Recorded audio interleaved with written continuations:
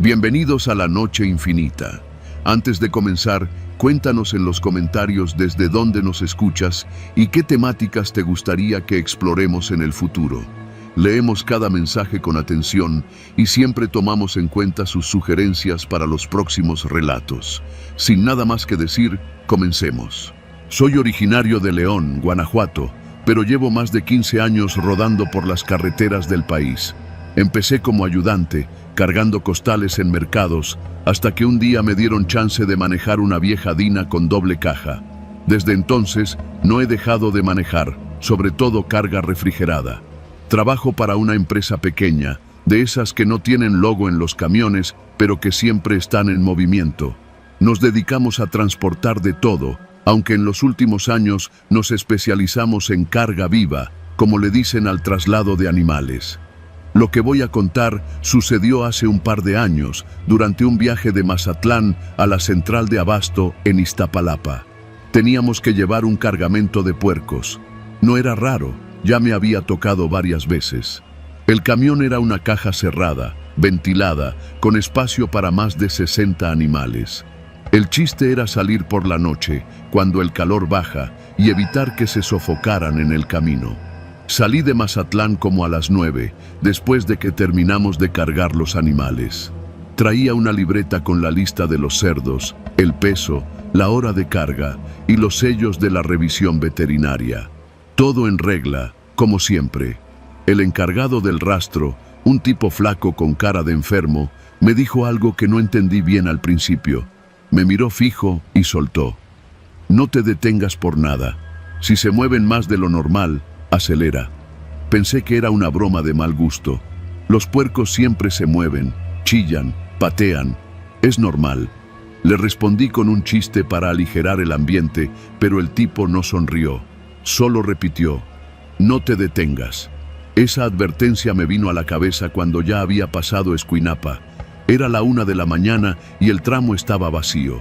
Solo los faros del camión iluminando la carretera. De fondo, el chillido habitual de los animales y el golpeteo de los cuerpos contra las paredes metálicas de la caja. Lo de siempre. Nada raro. Pero de pronto empezaron a sonar más fuerte. No gritos, no pataleos, sino una vibración diferente, como si algo pesado se hubiera soltado. Frené un poco para escuchar mejor. Y entonces, los ruidos pararon. Solo el rugido del motor. Me relajé. Pensé que a lo mejor había sido una curva brusca o algún puerco peleonero. Seguí avanzando. Pasaron unos 10 minutos y los golpes volvieron, pero esta vez parecían más coordinados, como si todos los animales se movieran al mismo tiempo. Era una especie de patrón, como si patearan al mismo ritmo. Pum, pum, pum. No lo puedo explicar, pero me empezó a dar una sensación horrible, como si algo estuviera mal allá atrás. Pensé en orillarme para revisar, pero recordé las palabras del tipo del rastro. No te detengas por nada. Seguí adelante, aferrado al volante. Trataba de concentrarme, pero los ruidos se volvían más intensos. Y no eran solo los golpes. Escuchaba respiraciones, muchas, como si el camión estuviera lleno no de puercos, sino de personas jadeando. Aceleré. Pasé Rosario sin mirar. Quería llegar a Culiacán lo antes posible, donde hay más tráfico y luz. Pero el tramo era largo y solitario. La vibración de la carga se volvió inestable. Empezaron a chillar como si los estuvieran matando. No exagero. He escuchado a esos animales en el matadero y así sonaban ahora, como si los estuvieran degollando uno por uno. Me detuve. No aguanté más. Puse las intermitentes y bajé con la linterna. Alrededor solo había monte y un silencio profundo. Caminé hacia la parte trasera del camión. El olor era el habitual. Mierda, orina, animal encerrado. Pero había algo más. Un tufo metálico, como a sangre fresca. Me acerqué y abrí un poco la puerta, lo suficiente para echar un vistazo sin que se salieran. Y entonces los vi. Todos estaban mirando hacia mí. No se movían, no emitían un solo sonido, solo estaban ahí, de pie, con sus cuerpos temblorosos, los hocicos abiertos y los ojos clavados en mí. Sentí como si algo me empujara desde adentro. Cerré la puerta de golpe y regresé al volante. Arranqué como si me persiguiera el mismo demonio. No quise volver a parar. Me fui derecho hasta que amaneció y vi las primeras gasolineras abiertas. Me detuve solo a cargar diésel en un pueblito que ya ni recuerdo. Compré un Gatorade, un café y una bolsita de cacahuates. No comí nada. Sentía el estómago cerrado. Durante el resto del trayecto, los animales ya no hicieron ruido. Nada, ni un solo chillido. Era como si ya no estuvieran ahí, pero sabía que seguían. El camión pesaba lo mismo. Cada bache, cada tope, lo sentía en los amortiguadores. Solo que estaban quietos, demasiado quietos. Llegué a la central de abasto como a las 9 de la noche del día siguiente. Me sentía muerto. Cuando los trabajadores abrieron la compuerta para empezar a descargar, se detuvieron en seco. Uno de ellos me miró y me preguntó: ¿qué hiciste? ¿Cómo que qué hice? Están todos golpeados, moreteados, algunos con huesos rotos. ¿Los venías maltratando o qué? Me bajé a revisar con ellos, y era cierto. Los animales estaban destrozados, no muertos, pero casi. Había marcas en el interior de la caja, como si hubieran estado desesperados por salir. Uno tenía el hocico roto, otro una pierna torcida. No entendía nada. Yo no los había tocado. No me había detenido más que una vez, y apenas abrí la compuerta. Uno de los trabajadores, un señor grande con años de experiencia, me tomó del brazo y me dijo: estos no se golpearon entre ellos, se desesperaron. Los encerraste con algo, ¿verdad? ¿Cómo que con algo? Hay veces, dijo bajito, mirando alrededor, que se mete algo que no debería estar en la carga, un espíritu, un aire enfermo.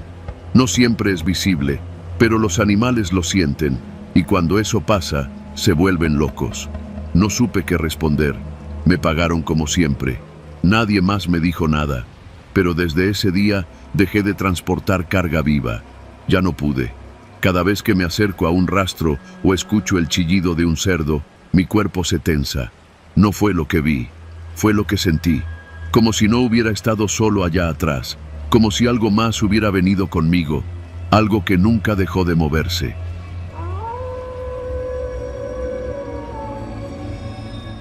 Durante casi 2 años fui chofer de tráiler en rutas de carga pesada entre la Ciudad de México y Monterrey. Una chinga, la neta. Pero se ganaba bien. Yo tenía mis rutas favoritas, las de día, con sol, donde ves pasar el paisaje seco del norte como una postal eterna. Pero también estaban esas otras rutas, las nocturnas, que cruzan por brechas olvidadas y carreteras donde las luces apenas alcanzan a espantar la oscuridad. En esas, uno se aferra al volante más por instinto que por orientación. Lo que te voy a contar me pasó hace poco más de 5 meses, una madrugada cerca de Matehuala. La recuerdo con claridad porque fue la primera vez que pensé que alguien me quería matar. No alguien en específico, más bien un grupo, como una manada.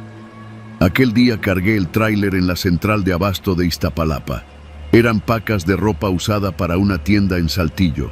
Salí cerca de las 8 de la noche con la idea de avanzar todo lo posible mientras la autopista estuviera libre. Todo iba bien. El tramo de San Juan del Río a San Luis lo pasé sin broncas. Me detuve en un Oxxo a llenar el termo de café y seguir. Ya era casi medianoche cuando noté la primera patrulla. Venía detrás de mí desde hacía rato, las luces apagadas, como si no quisiera que lo notaran. Al principio no me preocupé. Hay muchas unidades de caminos que vigilan sin hacer escándalo, pero esta no se despegaba. En una recta, desaceleré un poco para dejarla pasar, y en lugar de rebasar, se emparejó. Volteé. El vidrio del copiloto estaba oscuro, pero juraría que alguien me estaba observando. Y luego, sin más, se fue. Me quedé con el estómago apretado. Era raro. Hay cosas que un chofer aprende a leer, señales, climas, hasta la forma de moverse de otros vehículos. Pero esa patrulla no parecía normal. Era como si esperaran que hiciera algo, como si me estuvieran midiendo. Media hora después, vi las luces de una revisión federal. No era un retén oficial, pero estaba colocado en una desviación cerca del entronque con la carretera 57.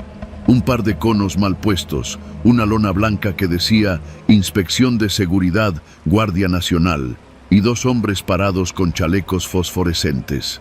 Reduje la velocidad y frené a unos metros. Bajé el vidrio y saqué la cabeza. «¿Qué se le ofrece, jefe?», pregunté. Uno de ellos se acercó. No llevaba insignias ni radio, solo el chaleco y una gorra genérica. «Documentación del vehículo y de la carga», dijo sin mirarme a los ojos. Me bajé por protocolo. Era lo correcto, o eso pensé. Le entregué los papeles y esperé. El otro sujeto se acercó por el otro lado del tráiler como si estuviera revisando. Luego ambos se alejaron, caminaron hacia una camioneta sin logos y comenzaron a hacer una llamada. Fue ahí cuando me di cuenta de que no había nadie más. No había otro tráiler, ningún carro, ni una patrulla marcada. Solo esa camioneta vieja, los dos hombres y yo. ¿Y los demás?, pregunté, fingiendo ligereza. Siempre hay más elementos en estos retenes, ¿no? No respondieron. Solo me hicieron una seña para que me acercara. Uno de ellos ya no sonreía. «Vamos a hacer una revisión más a fondo», dijo el que parecía estar al mando. «Estacione la unidad al lado». Yo sabía que algo andaba mal. No eran inspectores. Ninguno hablaba con términos técnicos. No llevaban escáneres, ni checaban placas. Pero me aguanté el miedo, fingí normalidad y obedecí. No estaba armado y estaba completamente solo. Apagué el motor, bajé y vi que uno de ellos se acercaba demasiado. No con desconfianza, con hambre. No sé cómo explicarlo, como si me mirara no como un tipo cualquiera, sino como una oportunidad. «¿Cuál es su nombre?», preguntó. «David», respondí, y al instante me arrepentí de no haber dado un nombre falso. El segundo hombre ya estaba detrás de mí.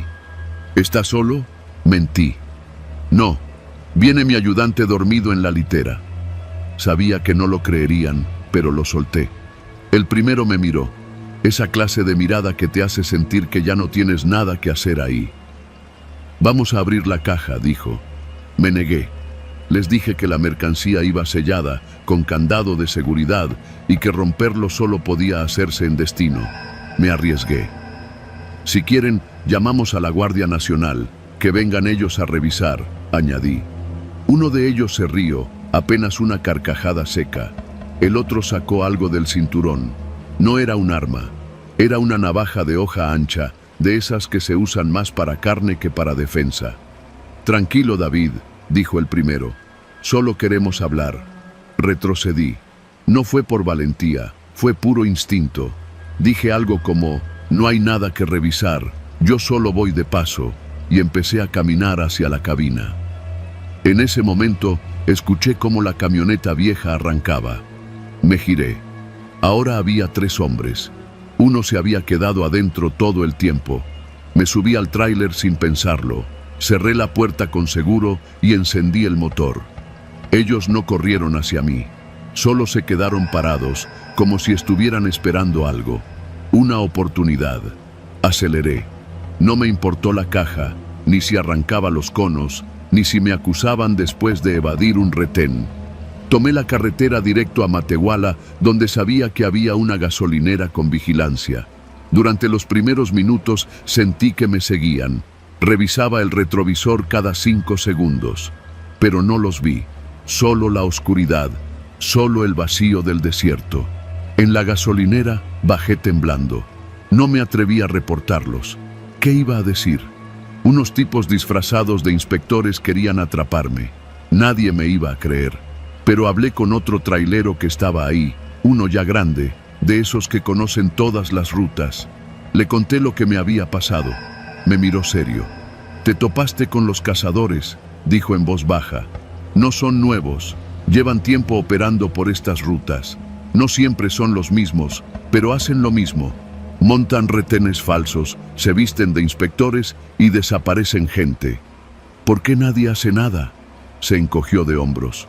«Porque nadie sobrevive para contarlo. O si sobrevive, no habla. Esa madrugada no dormí. Llegué a Saltillo 2 horas después. Entregué la carga y cancelé las siguientes rutas. Me tomé una semana de descanso. Luego pedí que solo me asignaran rutas diurnas. No sé quiénes eran, pero no eran inspectores. Eran cazadores. Cazadores de hombres. Y esa noche, por alguna razón que aún no entiendo, me dejaron ir.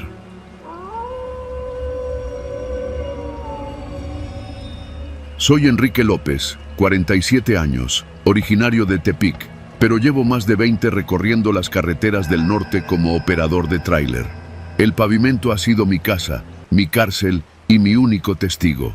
Lo que te voy a contar no es para que me tengas lástima, ni para que me creas. Solo quiero que si algún día vas manejando por la Libre entre Hermosillo y Santa Ana y ves un camino de terracería marcado con un letrero oxidado que dice «Camino a la Esperanza», no lo tomes.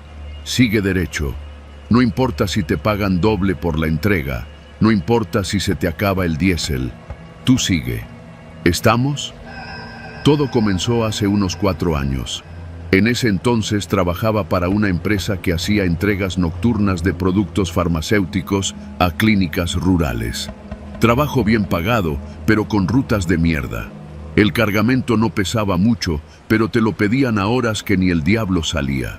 Esa noche había salido de Hermosillo con un solo encargo: entregar unas cajas de material médico a una clínica privada que, según la hoja de ruta, quedaba a las afueras de Magdalena de Quino. No era un lugar que reconociera, pero tampoco me preocupó. Muchos de esos ranchos tienen clínicas privadas clandestinas donde hacen abortos, cirugías estéticas o cosas más raras. No es mi problema. Yo solo manejo. El punto exacto estaba marcado en el kilómetro 33 de la carretera libre. Todo iba bien hasta que el GPS me indicó que debía tomar una brecha a la derecha. El camino era de tierra suelta y piedras, muy estrecho. Me pareció extraño, pero el punto estaba bien marcado, así que seguí. Después de unos 20 minutos sin ver más que monte y oscuridad, vi una luz. Al llegar, me encontré con una construcción pequeña, como una clínica improvisada. La fachada era de bloc sin aplanar y afuera había una lámpara de halógeno colgada de un poste de madera, iluminando lo justo para ver una barda y una puerta metálica pintada de blanco. Sin timbre, solo un letrero a mano con letras rojas: «Entregas aquí, no bajarse del camión». Me quedé esperando unos minutos hasta que vi a un tipo salir de la puerta. Llevaba una bata médica manchada y una mascarilla quirúrgica. Caminaba con lentitud, sin decir palabra. Subió a la cabina por el lado del copiloto y me pidió la hoja de entrega. Hablaba en voz baja, pero con autoridad. «Aquí va a firmar», me dijo, y me extendió una pluma negra de esas caras. Cuando le pasé la hoja, sacó una navajita de su bolsillo, se hizo un pequeño corte en el dedo pulgar y dejó una huella de sangre al lado de su firma. Me quedé mirándolo. No lo podía creer. «¿Qué pedo es este?», le pregunté. El tipo ni se inmutó. «Procedimiento interno. Si no quiere seguir, llame a su empresa». «¿Y qué traen aquí?», le pregunté, sin esperar respuesta. «No es de su incumbencia. Nunca me gustó que me hablen así, pero estaba solo, de noche, en un monte donde nadie me iba a escuchar gritar». Solo asentí y comencé a bajar las cajas con ayuda de una rampa hidráulica.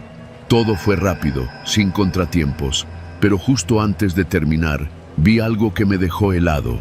Una de las cajas se había abierto un poco al golpear el piso, y lo que vi dentro no eran guantes, ni gasas, ni bisturís. Era un paquete sellado al vacío con, no sé cómo explicarlo, parecía piel humana. No cuero, no plástico. Piel.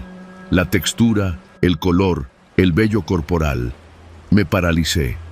«¿Qué chingados es esto?», le solté al tipo. Él se acercó, lo empujó con la bota de manera indiferente y lo volvió a meter a la caja. «Si abre otra, no sale de aquí». Tuve que elegir, pelear o irme. Escogí vivir. Subí a la cabina, cerré la puerta sin decir una palabra y me largué por el mismo camino por donde llegué, sintiendo una presión en el pecho que no me dejó en paz. En la empresa no preguntaron nada. Al contrario, Al día siguiente me tenían otro encargo igual, en otra ruta similar. No acepté. Me inventé que tenía gripe.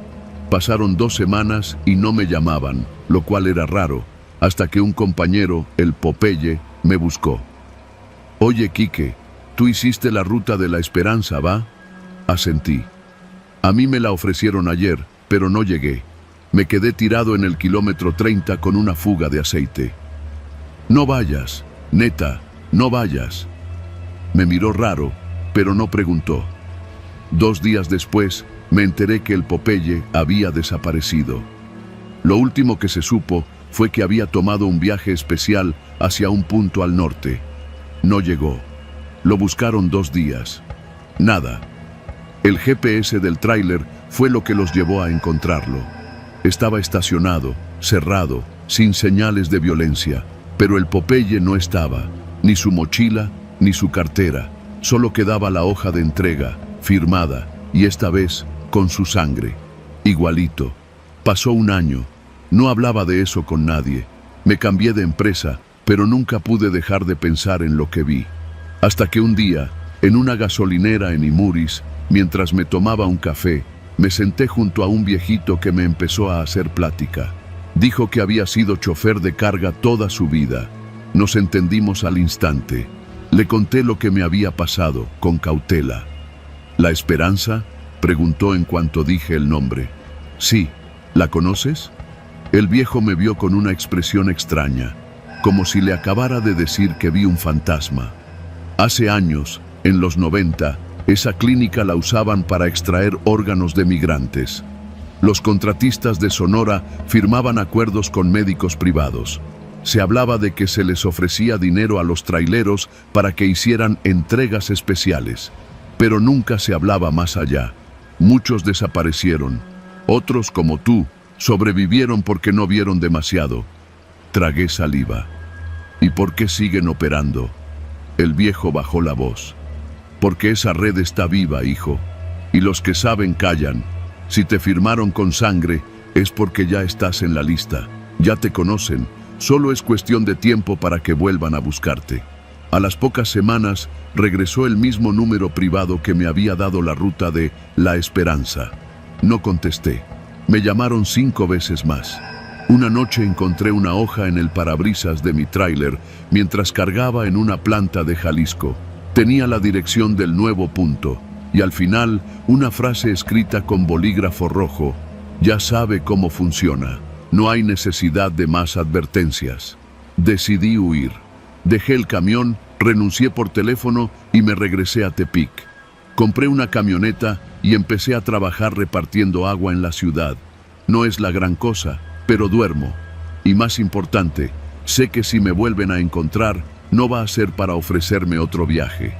Desde entonces, cada vez que me detengo en alguna fonda de carretera y veo a otro camionero solo, cansado, con los ojos rojos y los nervios hechos mierda, no puedo evitar preguntarme si ya firmó, no con tinta, sino con su propia sangre.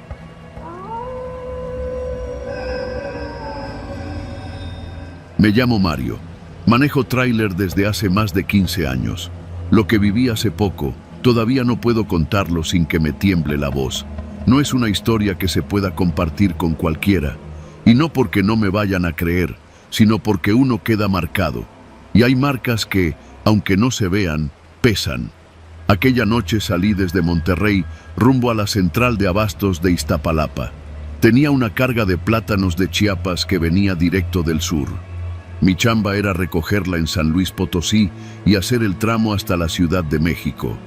Un trayecto largo, sí, pero rutinario. Nada fuera de lo común.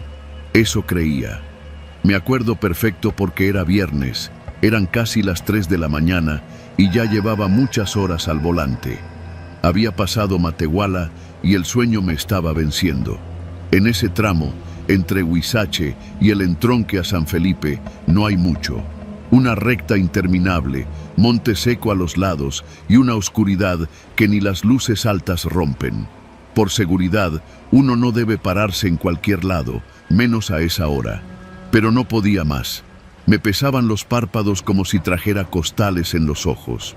Decidí buscar un lugar discreto donde pudiera echarme una pestañita de 30 minutos, máximo 1 hora.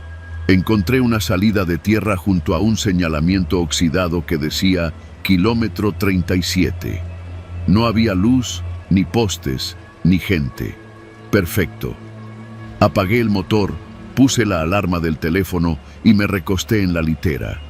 Antes de quedarme dormido, me aseguré de cerrar bien las puertas y ponerlos seguros. Por si las dudas. No sé cuánto tiempo pasó. Mi celular nunca sonó. Lo que me despertó fue un dolor agudo en la nuca, como si me hubieran reventado algo encima.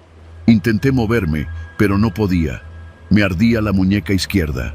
La derecha estaba esposada a un tubo del respaldo del asiento del copiloto. Estaba amarrado, sangrando, mareado, confundido. La cabeza me latía como si tuviera un tambor dentro. Me costaba enfocar la vista, pero con esfuerzo noté que la ventana del lado del copiloto estaba rota. Había vidrios regados por todos lados. Y sangre, mi sangre. En la frente, en la camisa, en la litera, huellas de botas embarradas. Intenté levantarme, pero no podía mover la pierna izquierda. Sentí un ardor tremendo en la espinilla. Bajé la mirada y me di cuenta que tenía un corte profundo, como de navaja. Me dio náusea. No entendía nada. La cabina estaba desordenada. Mi mochila, donde guardaba los papeles, no estaba. Tampoco el celular. El GPS estaba arrancado del tablero. Me costó aceptar lo que estaba viendo. Alguien se había metido al tráiler y me habían dejado así, atado, sangrando, como si fuera una advertencia.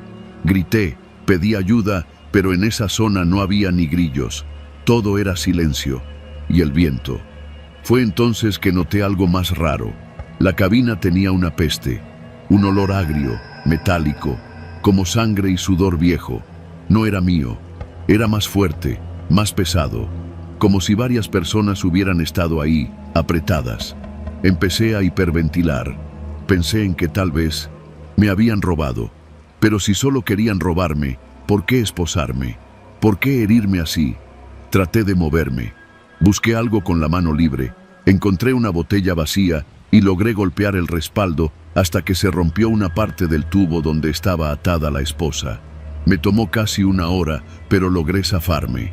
Salí de la cabina tambaleándome, con la pierna sangrando y sin saber dónde estaba exactamente. La caja del tráiler seguía cerrada, pero el candado colgaba forzado. Lo habían abierto. Temblando, subí y eché un vistazo. Estaba vacía. No quedaba ni una caja de plátanos. Nada. Me dejaron sin carga, sin papeles, sin celular, sin idea de qué hora era. El cielo comenzaba apenas a aclararse, con esa luz azul gris que sale antes del amanecer. Caminé como pude hacia la carretera. No sabía si ir hacia el norte o al sur. Me tiré a un lado del camino, esperando ver pasar un auto, un tráiler, lo que fuera. A los 20 minutos pasó una pipa. Le hice señas con todas mis fuerzas. Frenó. El chofer se llamaba Julián, y desde que me vio supo que algo estaba mal. Me ayudó a subir, me dio agua y llamó por radio a su base. Luego, con voz baja, me dijo: ¿Te agarraron en el 37? Asentí. Apenas podía hablar. No eres el primero, me dijo. Ya han salido varios casos, pero nadie lo cuenta completo. Y los que lo cuentan, desaparecen después. Lo miré, sin entender. ¿Qué casos? Camioneros, que se paran en ese tramo, que aparecen golpeados, sin carga, unos esposados. A otros los han hallado desnudos, con signos de tortura. Y todos coinciden en algo. Nadie ve nada. Ni cámaras, ni rastros, nada. ¿Y nadie hace nada? Julián se encogió de hombros. En ese tramo no hay cobertura, y por algo lo llaman el punto muerto. Me llevó hasta una gasolinera en Villa Hidalgo. Allí me prestaron un teléfono y llamé a la empresa. Mandaron una ambulancia y la policía. Di mi declaración. Dijeron que investigarían. Nunca supe más. La empresa me cubrió lo médico y me dijo que no me preocupara, que lo importante era que estaba vivo. Pero no me volvieron a asignar rutas largas. Me mandaron a hacer repartos locales. Al principio lo agradecí, pero luego entendí. Era su manera de decirme que ya no confiaban en mí. La aseguradora no cubrió la pérdida de la carga. Alegaron negligencia del conductor. Me quedé sin trabajo 3 meses después. Hoy manejo taxis, ya no salgo de noche. A veces, cuando paso por alguna carretera desierta, me viene a la mente esa madrugada, el golpe en la cabeza, la sangre, las risas, porque sí, ahora lo recuerdo bien. Justo antes de desmayarme, escuché risas, voces de hombres, como si se burlaran, como si estuvieran divirtiéndose. Nunca supe quiénes eran, ni qué querían, ni por qué me dejaron con vida. Pero lo que más me duele es que hay alguien o algo en esa parte de la carretera y sigue ahí, esperando que algún chofer cansado como yo se detenga a descansar unos minutos. Solo eso basta.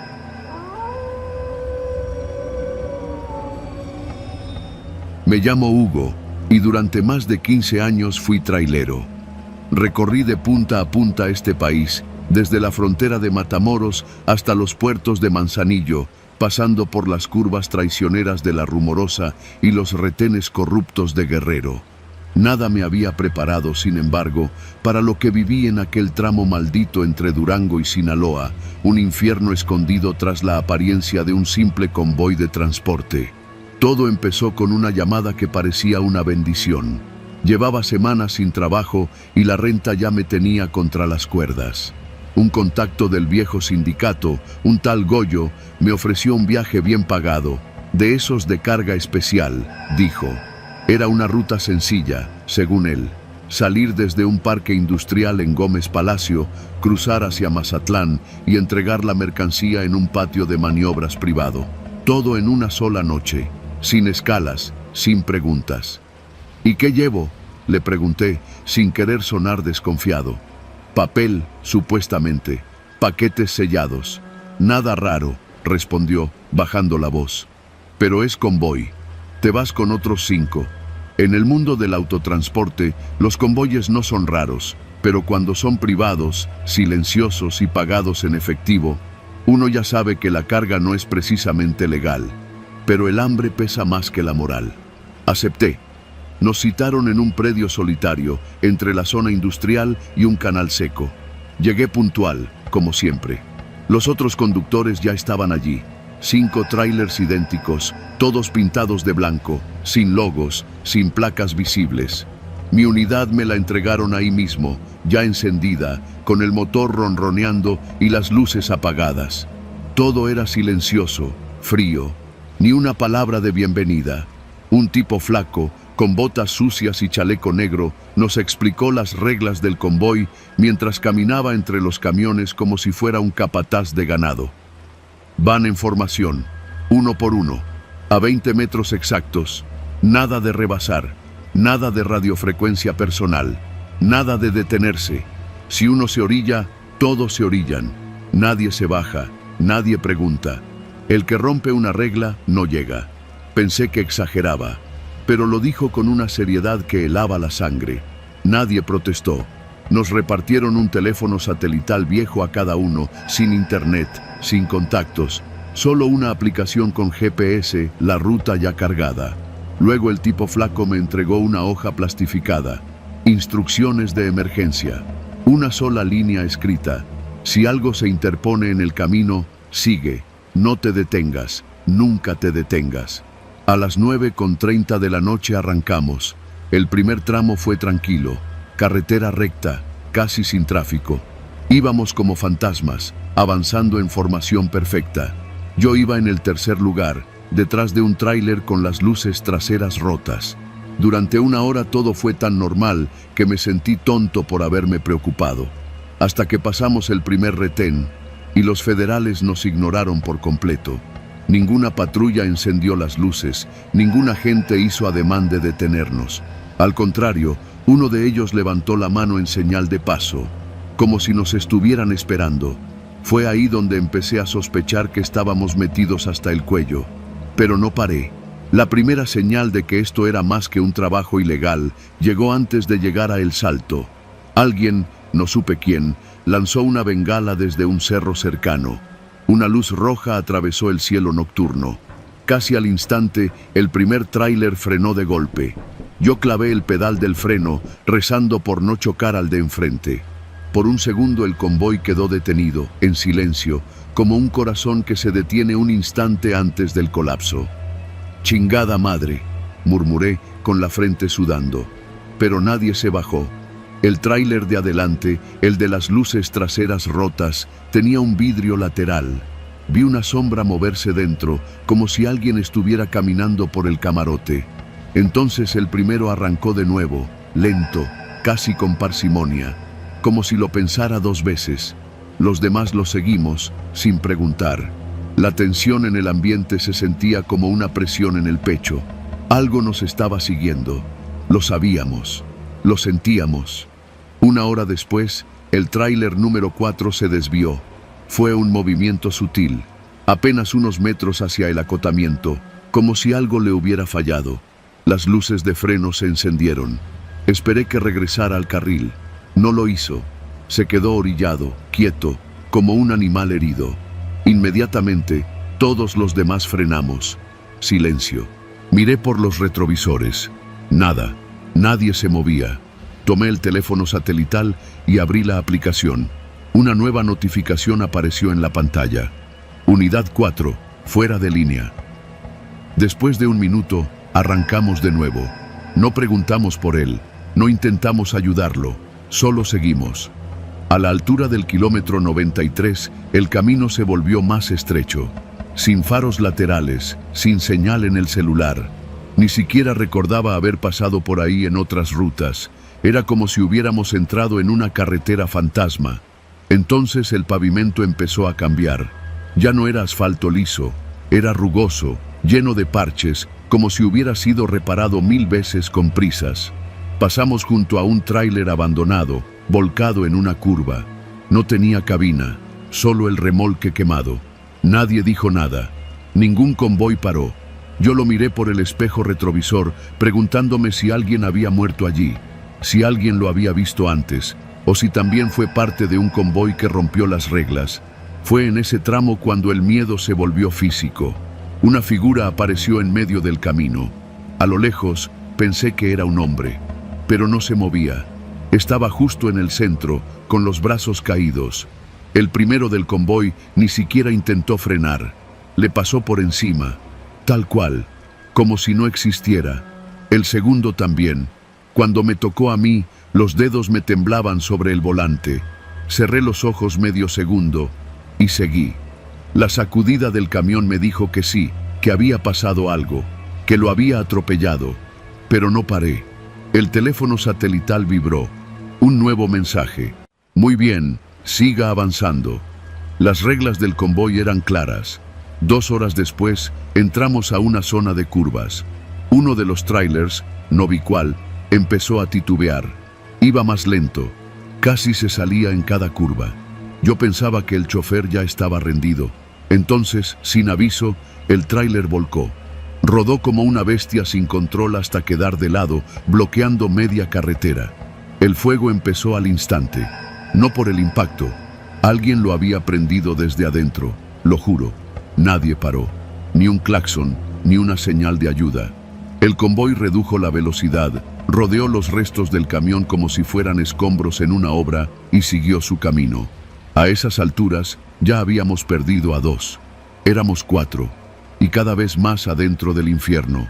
Faltaban 30 kilómetros cuando el tráiler que iba detrás de mí empezó a emitir un pitido raro. Al principio creí que era su freno de aire, pero luego lo vi. Algo se arrastraba por un costado del tráiler. Una figura delgada, pegada al chasis, como si estuviera colgando de la puerta trasera. No era un animal, era un hombre, vestido de negro, con una capucha. Me estaba viendo, pegado al tráiler. Nadie decía nada. Volví a mirar al frente, y no volví a mirar atrás. A las 4:20 de la madrugada, llegamos. Un patio de maniobras, bardeado, con torres de vigilancia, reflectores y soldados armados. No eran del ejército, eran otros. Nos hicieron estacionar en línea, apagar los motores, bajarnos. Nadie nos habló, nos revisaron, nos pidieron los teléfonos satelitales No hubo recibo, no hubo firma, solo un sobre amarillo en la guantera, dinero en efectivo, mucho más de lo que me habían prometido. «Ya puede irse», me dijo un hombre sin uniforme mientras fumaba. «No hable de esto, no existió». Y así me fui, con el alma hecha trizas, con la certeza de que había cruzado por un pasillo del crimen que no tenía nombre, que había participado en un sistema de transporte fuera de la ley, donde la mercancía no importaba, donde lo importante era obedecer, no detenerse, nunca detenerse. Desde entonces no volví a manejar de noche, ni en convoy, porque en este país hay rutas que no están en los mapas, hay reglas que no se discuten, y hay trabajos que te dejan vivo, pero no ileso. Las reglas del convoy eran letales, y yo sobreviví por seguirlas al pie de la letra.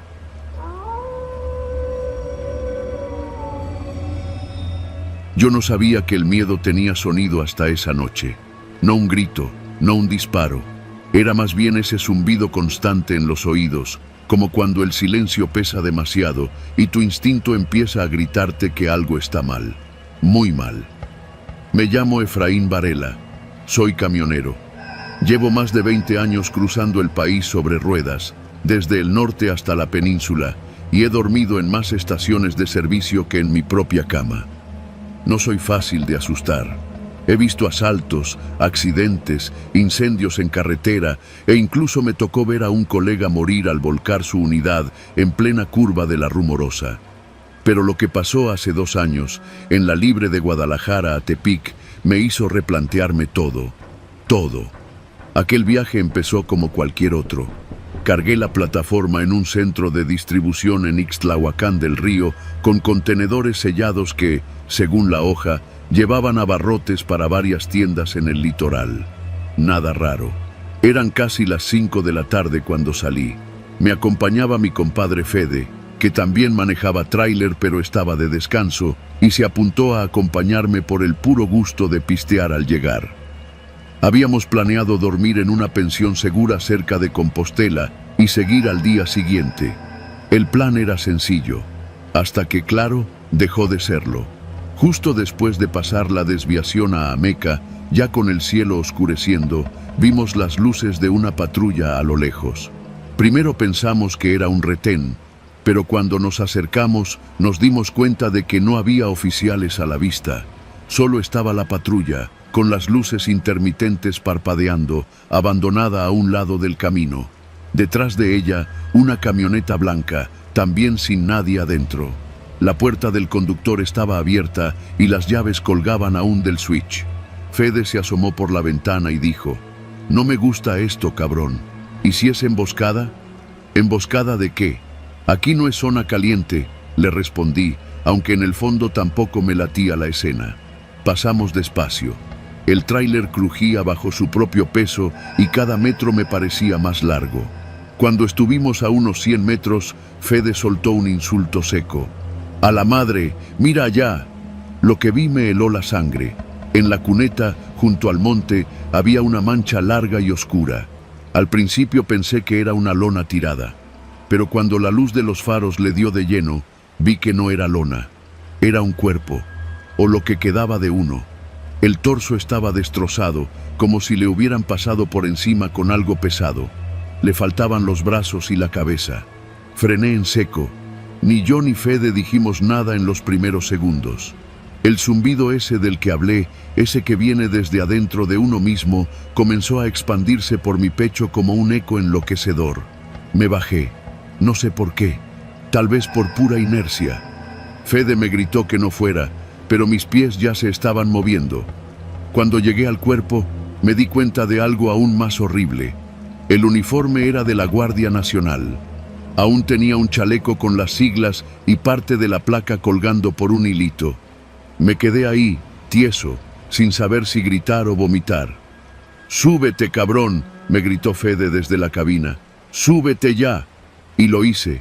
No llamamos a nadie, no por miedo, por instinto, porque en ese tramo nadie viene a ayudarte de noche, porque si es un crimen reciente y tú llamas, ya te embarraste, y porque si el que lo hizo todavía anda cerca, Mejor sigues manejando como si no hubieras visto nada. Así lo hicimos. Los siguientes 30 kilómetros los recorrimos en silencio, los ojos bien abiertos, las manos temblando. Fue hasta la gasolinera en el Aguacate donde paramos. Ahí sí marcamos al 911 desde un teléfono público. Fede pidió que no dijéramos nombres. Solo dimos la ubicación, como si fuéramos otro automovilista anónimo. Después de eso nos sentamos en las banquetas de la estación. Fede abrió una caguama y me ofreció un trago. Lo rechacé. No pude dormir esa noche. Ninguno de los dos. Al día siguiente, en un tramo antes de Las Varas, nos detuvo otra patrulla. Esta sí traía elementos. Nos pidieron papeles y checaron la unidad. Me noté tenso y uno de los agentes me lo dijo. ¿Todo bien, patrón? Asentí. Pero el otro oficial, uno más joven, me miró raro, como si supiera algo, como si ya nos hubieran identificado desde antes. Nos dejaron ir, pero la sensación no se fue. En la siguiente caseta nos enteramos de lo peor. Un compañero de ruta, de esos que andan siempre en la misma región, se acercó y nos dijo con voz baja: ¿supieron lo de anoche? Encontraron el cuerpo de un guardia nacional, todo hecho mierda, pero no encontraron la cabeza. Me quedé helado. ¿Cómo que no? Nombre, ni cabeza, ni brazos, nada, nomás el tronco. Lo más cabrón es que estaba limpio, no con sangre, como si lo hubieran lavado. Fede y yo nos miramos. El silencio que siguió fue más revelador que cualquier palabra. 3 días después, al regresar de la entrega, pasamos por el mismo tramo. Ya había patrullas, cinta amarilla, agentes levantando evidencia. Y justo ahí, en un pequeño altar improvisado, una cruz de madera decía: Guardia Nacional, caído en cumplimiento del deber. Abajo, alguien había dejado una cartulina escrita con plumón. Tardó 3 días en encontrar la cabeza, pero el que la quitó sigue libre. No pregunté más. Nadie lo hizo, porque los que manejamos sabemos que en ciertas carreteras de México hay cosas que es mejor no saber. Y cuando te toca ver algo así, no lo olvidas. Nunca. Porque cada vez que paso por ese tramo, aunque sea de día, aunque vaya con la música a todo volumen, siento que algo, o alguien, me sigue mirando desde la orilla del monte. No fue un fantasma, fue alguien de carne y hueso. Alguien que sabe cómo cortar un cuerpo y desaparecer en la noche como si fuera parte del paisaje. Y ese alguien sigue ahí. Yo sigo manejando. Pero ya no duermo en cualquier lado, ya no paro donde me late raro. Y si vuelvo a ver una patrulla sin oficiales al lado del camino, acelero. Porque aprendí que el miedo sí tiene sonido. Y se escucha como el zumbido sordo de una cabeza que todavía no aparece.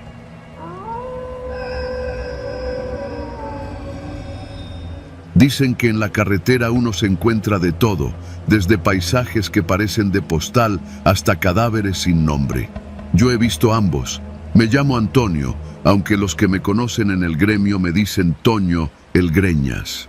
Llevo más de 20 años manejando tráiler, cruzando de un extremo al otro el país. Desde Lázaro Cárdenas hasta la frontera de Nuevo Laredo. Desde Veracruz hasta el desierto de Sonora. Y créeme cuando te digo que nada me había preparado para lo que viví hace 3 años, en un tramo olvidado de la autopista entre Durango y Zacatecas. Era septiembre. Recuerdo que lo supe porque era el mismo día que mi esposa me había pedido que no aceptara ese viaje. Estaba rara. Dijo que había soñado conmigo, con un accidente, con fuego. Yo no soy supersticioso, pero tampoco le hago el feo a una advertencia. El problema era que el cliente pagaba bien, muy bien, y yo necesitaba ese dinero. La carga era extraña. Material de construcción, me dijeron. Subieron los pallets ya empacados y sellados en un patio privado cerca de Naucalpan, donde no te dan recibo, solo una hoja membretada sin logo y un depósito en efectivo. No abras la caja, tú solo maneja, fue la instrucción. Nada nuevo para nosotros los del volante. Así funcionan muchos fletes, sin preguntas. A eso de las 10 de la noche ya estaba en la carretera. El radio encendido, no por gusto, sino por necesidad. La radio en el tráiler no es solo entretenimiento, Es compañía. A veces también es advertencia. Y esa noche fue otra cosa. Primero empezó con interferencias raras, como si algo interrumpiera la señal. Luego, entre zumbidos, una voz. No era la del locutor habitual de la estación del gremio. Era una voz temblorosa, como si hablara con miedo. Decía frases sueltas. No paren en el kilómetro 43. Los camiones no vuelven. Nos están cazando. Pensé que era una broma pesada. Hay muchos que les gusta jugar con las frecuencias de Radio Ciudadana. Pero entonces escuché algo que me heló el cuerpo. Mi nombre. Antonio, tráiler blanco, placa 75 ALG. No llegues al kilómetro 43. Frené en seco. El motor vibró bajo mis pies. El volante me sudaba. Me bajé a revisar la unidad, fingiendo normalidad, como si no acabara de oír lo que oí. El camión estaba bien. Todo estaba bien, excepto por mí. La paranoia se metió en mi cabeza como un cuchillo torcido.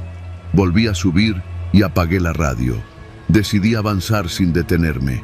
Llevaba cerca de 40 minutos conduciendo cuando vi a lo lejos unas luces parpadeantes. Pensé que era un retén.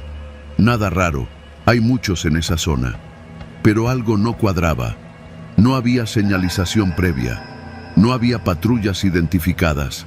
Solo 2 camionetas pick-up atravesadas en la carretera con unos conos de plástico viejos mal puestos. Bajé la velocidad. No había forma de pasar sin detenerme. Entonces salieron 3 tipos.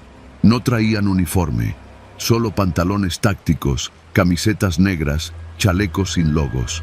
Pero sí iban armados. Uno se acercó a mi ventana con una linterna. No me apuntó directamente, pero la intención se sentía clara. Buenas noches, jefe. Control rutinario, me dijo sin sonreír. Tenía un acento raro, no local. Parecía de la Costa Grande tal vez, o de Veracruz. ¿Trae carga con manifiesto? Negué. ¿Qué transporta? Material de construcción. Él se rió, como si esa fuera la respuesta que esperaba. Pues vamos a revisar, ¿no? Le dije que el remolque estaba sellado, que si lo abría perdería la garantía del cliente. Me vale madres tu cliente, dijo, y ahí fue cuando vi que ya no era un control. En cuestión de segundos, 2 de los tipos ya estaban bajando al eje trasero y el tercero me apuntaba directo con el fusil. Apágalo y bájate. Obedecí. Me esposaron con bridas plásticas. Me tiraron boca abajo en el acotamiento. Uno me dio una patada en las costillas mientras otro forzaba los candados del remolque. Yo solo escuchaba. El sonido de las cajas siendo abiertas. El chasquido de las navajas cortando plástico. Luego, el silencio. Uno de ellos murmuró algo que no alcancé a oír bien. Otro respondió. Otra vez lo mismo. No mames, ya es el tercero. Un par de minutos después, escuché un disparo seco. Me tensé, pensando que venía hacia mí. Pero no, era hacia uno de los suyos. No sé por qué. No supe nunca qué pasó ahí. Pasaron 5 minutos. 10. El tipo que me había apuntado regresó y me levantó de un jalón. «Te vas. No viste nada». Me subió al camión, mis manos aún atadas. Con una navaja me cortó las bridas sin quitarme la mirada. Tenía los ojos vacíos, no en el sentido poético, literalmente vacíos, como si detrás no hubiera alma. Me dijo algo más. «Si alguien te pregunta por la radio, di que se trabó. ¿Entendido?» Asentí. Me temblaba la mandíbula. «Y no vayas a regresar, este tramo ya tiene dueño». Arranqué con las piernas temblando. No me detuve hasta llegar a una gasolinera cerca de Fresnillo. Apagué el motor y me metí al baño. Vomité. Lloré. Me lavé la cara con agua helada. El espejo me devolvió una imagen que no reconocía. La carga. No sé qué era. Nunca lo supe. Pero esa noche entendí que hay rutas marcadas. Caminos donde los que mandan no son los de tránsito ni los federales. Rutas tomadas por grupos que no salen en las noticias. Organizaciones que usan a los traileros como carnada, como transporte, como prueba. A la radio la encendí días después. Volví a sintonizar la estación del gremio. Todo normal. Música de los bookies, chistes malos, reportes de tránsito. Pero ya no confío en esa voz que me acompaña. Porque esa noche la radio hablaba con voz de víctima. Y esa víctima era yo.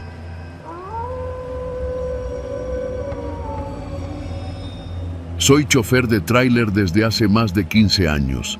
Carretera nacional, carga pesada, tiempos de entrega imposibles y muchas madrugadas sin dormir. Me llamo Octavio y si algo he aprendido en este oficio es que el peligro no siempre viene de otros coches, ni del clima, ni siquiera de los asaltantes en la sierra. El peligro más grande va contigo, se sienta a tu lado, aunque nadie más lo vea. Y yo conocí a ese copiloto. Todo comenzó con una ruta nueva. Transportaba maquinaria pesada desde la zona industrial de Irapuato hasta una obra en las afueras de Monterrey. Me pagaban el doble por hacerlo solo y sin paradas largas, ni supervisión. Lo acepté. No era la primera vez que me aventaba una de esas de confianza, como les dicen. Salí cerca de las 9 de la noche, después de cenar unas enchiladas en un puesto afuera de la terminal. Llevaba termo de café, playlist descargada y una hielera con lo básico. Ya conoces el plan. Evitar tramos inseguros de madrugada, tomar libre la carretera de Cuota por San Luis y pasar el nudo de Matehuala antes del amanecer. Las primeras 2 horas fueron tranquilas. Música, viento en las ventanas, poco tráfico. Pero al llegar al tramo de Celaya hacia Querétaro, noté algo raro. Mi cabeza no dejaba de hablarme. No como en pensamiento normal, sino como si alguien más me hablara. Una voz igualita a la mía, pero con un tono más pesado, más burlón. «Otra vez tú, cabrón. ¿No te cansas de jugar a ser héroe de carretera?», me dijo esa voz. No sé si era el cansancio o qué, pero por un segundo sentí que alguien iba sentado a mi derecha. Volteé y claro, el asiento del copiloto estaba vacío. Cerré la ventana, bajé el volumen y traté de calmarme. Me dije que era el estrés o que llevaba días durmiendo mal. Pero la voz volvió, esta vez más clara. «¿Y si esta vez no llegas, Octavio? Ya hiciste mucho. Ya no debes nada a nadie, ¿no? Mira la libreta. ¿Cuántos kilómetros faltan? ¿Qué pasaría si te vas por el camino viejo de Santa Rosa? Ahí no hay cámaras. Ahí nadie va a preguntar nada». Metí freno. Detuve el tráiler en un acotamiento y me bajé. Caminé un poco. Me lavé la cara con agua de una botella y respiré profundo. No quería aceptar lo que estaba pasando. Era como si otra parte de mí se hubiera soltado, una parte que ya no quería obedecer, una que ya no respetaba ni la línea blanca del arcén. Volví a subir. El silencio pesaba más que el motor. Volví a poner música. Volví a conducir. Pasando San Luis, ya como a las 3 de la mañana, empezó lo peor. La voz ya no hablaba en tono reflexivo. Ahora era autoritaria, agresiva, casi gritando. ¿Te acuerdas de Iván? El cabrón del taller que se robó tus refacciones. ¿Y el güero ese que se cogía a tu ex cuando tú andabas en ruta?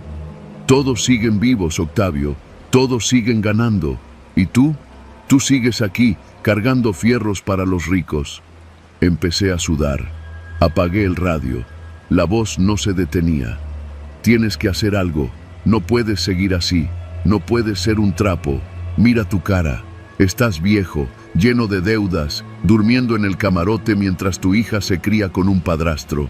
¿Eso quieres? ¿Morir sin haber hecho nada por ti? No sé cuánto tiempo pasó, pero de pronto me di cuenta que el tráiler estaba fuera de la ruta.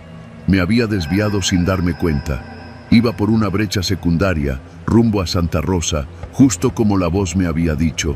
No recordaba haber girado el volante, no recordaba haber pasado la caseta. Pisé el freno y detuve el camión en medio de la nada. Ahí fue cuando me habló, en primera persona.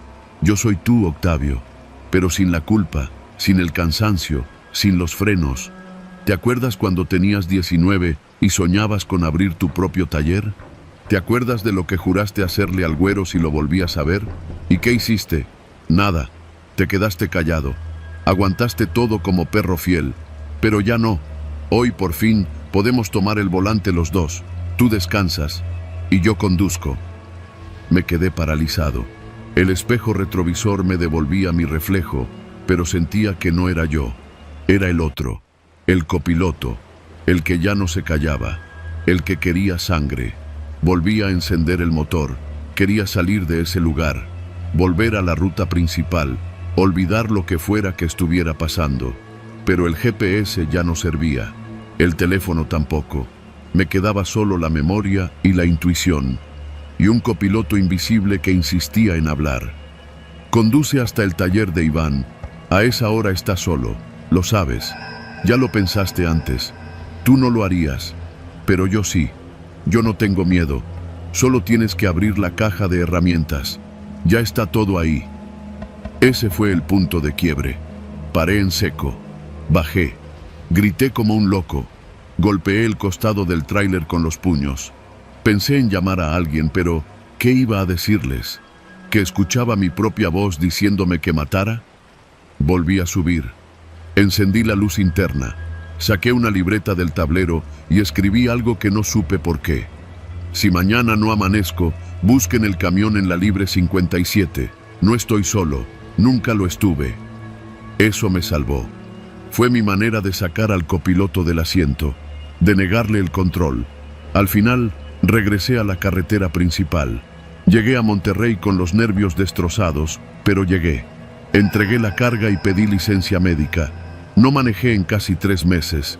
Me mandaron al psicólogo, al psiquiatra, incluso a unos retiros para choferes estresados. Nadie entendía bien lo que me pasaba, porque nunca lo dije con todas sus letras. Solo lo escribí. Hoy ya volví a manejar, pero con una condición. Siempre llevo a alguien real de copiloto. Otro chofer, un ayudante, lo que sea. No dejo que el asiento vaya vacío, porque cuando va vacío, esa voz regresa. Y cuando regresa, me convence de cosas que no quiero hacer. Mi copiloto no es un fantasma. Es más real que tú y que yo. Vive en mi cabeza. Es mi otra mitad. La que no perdona, la que no olvida, y en cada kilómetro me susurra. Solo espera a que me canse para tomar el volante.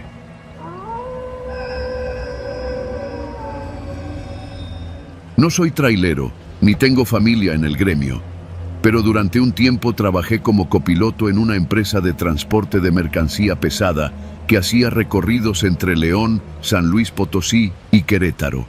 Empecé por necesidad, como todos, y aguanté porque el dinero era bueno y el trabajo era sencillo, al menos en teoría.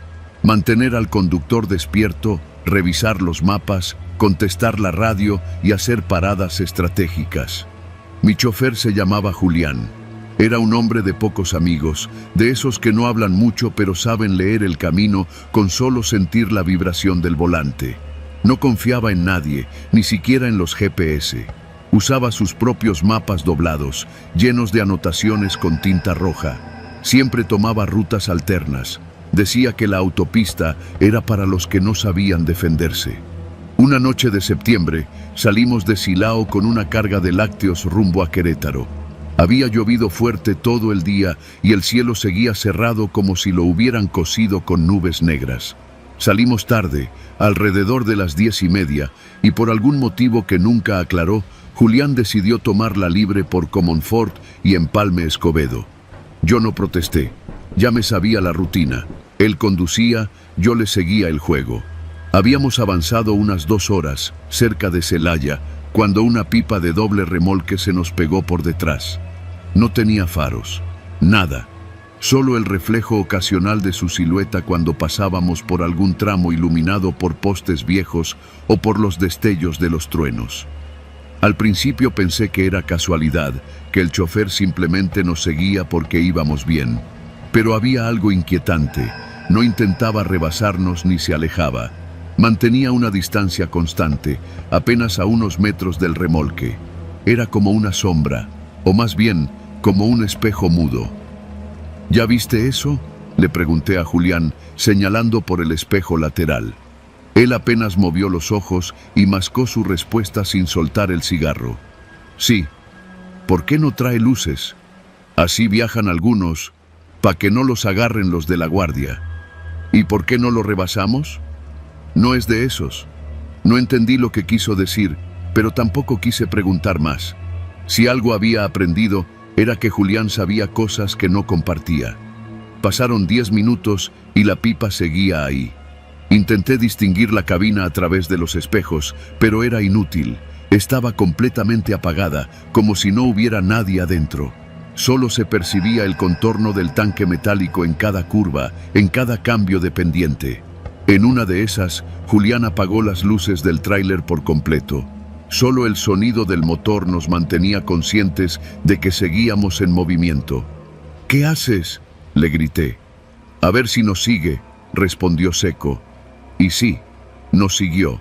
Durante 5 horas, sin luces, sin un solo rebase, sin detenerse en ningún poblado. En cada parada técnica que hicimos para revisar los neumáticos o estirar las piernas, la pipa también se detenía, aunque fuera metros atrás. No se escuchaban puertas, ni voces, ni el sonido de los frenos de aire. Era como si estuviera flotando detrás de nosotros. A eso de las 3 de la mañana, llegamos a una gasolinera en un crucero a la altura de Apaseo el Alto. Era de esas pequeñas, donde los traileros se bajan a tomar café aguado o a dormir un rato en los camarotes. Julián apagó el motor y se bajó. Yo lo seguí. Cuando miré hacia atrás, la pipa también estaba ahí, quietecita, a unos 15 metros, sin luces, sin motor encendido, sin movimiento. «¿No vas a ir a preguntarle qué chingados quiere?», le dije. Julián sacó un cigarro, lo encendió con calma y respondió: «Tú no conoces esta ruta. Hay reglas. Una de ellas es no molestar a los que viajan sin luces. Y si nos quiere hacer algo, no va a hacer nada, mientras no lo mires directo a la cabina». Esas palabras me calaron profundo. No era una superstición cualquiera, era una advertencia. Volvimos a subirnos al tráiler y arrancamos. Yo no dije ni una palabra durante los siguientes 40 minutos, pero no podía evitar mirar por el retrovisor. Y ahí estaba la pipa, en cada curva, en cada bajada. Siguió ahí cuando pasamos por la zona de Cerritos. Siguió cuando cruzamos las brechas de El Saus. Y en un tramo donde la carretera estaba rota, sin un solo poste de luz, Julián comenzó a disminuir la velocidad. Pensé que tenía algún problema mecánico, pero él solo me dijo: «No te vayas a voltear». No entendí, pero obedecí. Clavé la mirada en la carretera mientras el tráiler iba casi en cámara lenta. Entonces lo escuché, un rechinido, como de metales desgarrándose, como si alguien estuviera arrastrando cadenas por el asfalto. No lo veía, pero lo escuchaba clarito, justo detrás del remolque. «No mires», repitió Julián con más firmeza. No miré, pero lo sentí, como si algo se hubiera emparejado a nuestra derecha, justo al nivel de la cabina. Un camión, o algo como un camión, que se deslizaba sin tocar el suelo. Podía olerlo, una mezcla entre diésel quemado y óxido. No sé cómo lo logró Julián, pero mantuvo la velocidad justa para no detenerse ni acelerar. Seguimos así, en paralelo con esa cosa, durante lo que me parecieron horas. Y luego, de repente, desapareció. No hubo curvas, ni salidas, ni caminos alternos. Simplemente ya no estaba, como si se hubiera desvanecido en el aire. ¿Ya?, pregunté con la voz temblorosa. Julián asintió. Aceleró sin decir palabra y retomó la autopista. No hablamos del tema hasta días después, ya en la base. ¿Qué era?, me atreví a preguntarle mientras revisábamos los neumáticos. Dicen que a veces hay transportistas que se quedan atrapados en ciertas rutas, no por muertos, sino por otras cosas. Cosas que vieron, cosas que llevaron, cosas que no entregaron, y de alguna forma siguen manejando. Sin luces, sin nombre, solo sombra. Desde esa noche, no volví a trabajar con Julián. Renuncié una semana después. No por miedo, sino porque entendí algo. Hay caminos en México que no están hechos para todos.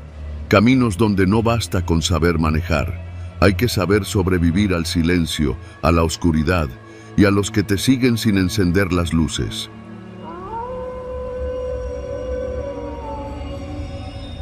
Me llamo Rigoberto, tengo 47 años y llevo manejando tráiler desde que tenía 20. En estos casi 30 años de carretera he visto cosas que muchos no creerían ni con una pistola en la cabeza. Pero lo que viví en esa ruta al sur de Veracruz no lo deseo ni al más cabrón de mis enemigos. Todo empezó con un viaje sencillo, carga liviana, 20 toneladas de cajas con material de oficina. Destino: Villahermosa, Tabasco. Salí desde la Ciudad de México, bien dormido, tanque lleno y con la radio vieja sintonizando banda norteña. Para mí, ese era un viaje de rutina. Me lo sabía de memoria. La cosa empezó a cambiar desde el primer punto de parada, una gasolinera entre Acayucan y Jaltipan. Eran más o menos las 4 de la tarde. Me bajé a estirar las piernas, eché diésel, compré un refresco y unas papas en la tiendita. Mientras esperaba el cambio, vi algo raro. Un muchacho, como de 20 y pico, caminaba entre los surtidores con la mirada perdida. Traía una camisa blanca sucia y jeans rotos. Parecía drogado o perdido. Lo saludé por cortesía. No me respondió. Pero cuando subí a la cabina, lo vi en el retrovisor.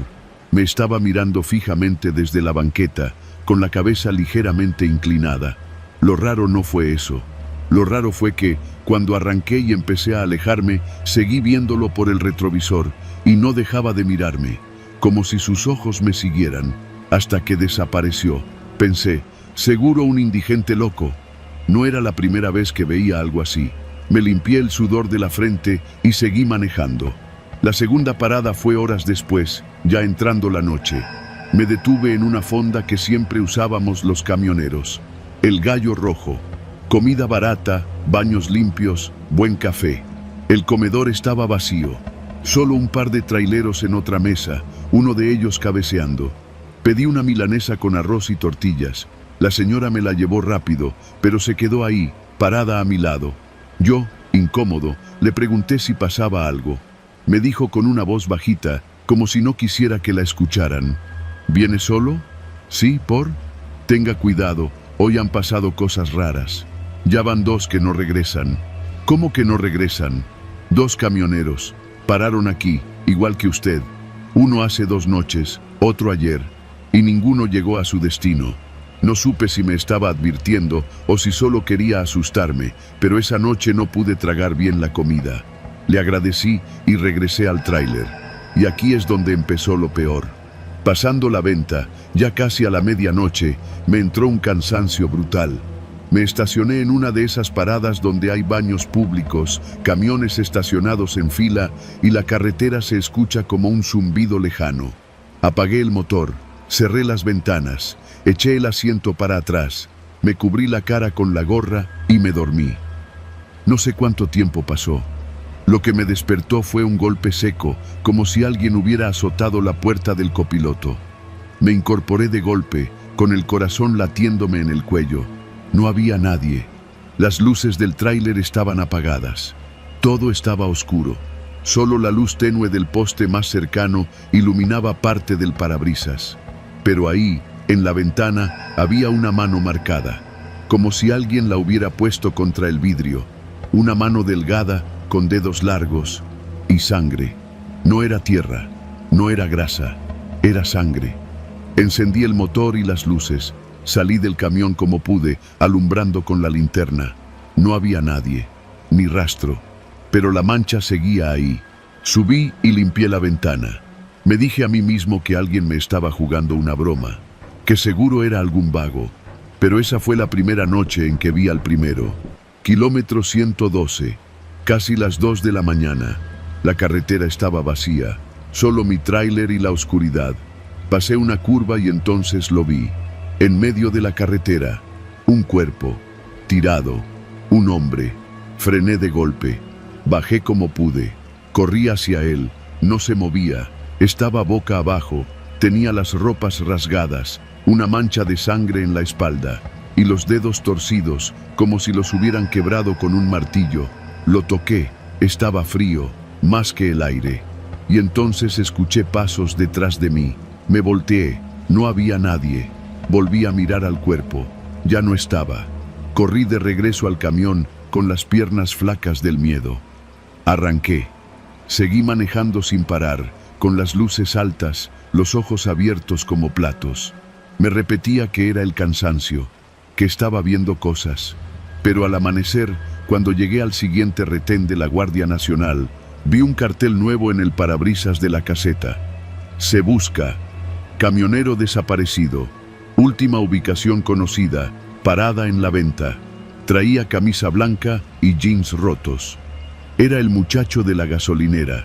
Pasaron las horas. Ya no me detenía. No confiaba en nadie. No hablaba con nadie por radio. Solo quería llegar, entregar la carga y regresarme a la ciudad. Pero en cada parada, sin excepción, me pasaba lo mismo. Veía un cuerpo tirado en la carretera. Diferente cada vez. Una mujer en bata de hospital. Un anciano con uniforme de Pemex. Un niño de primaria con la mochila puesta. Todos muertos. Todos fríos. Todos con heridas que no tenían explicación. Y todos desaparecían si me acercaba.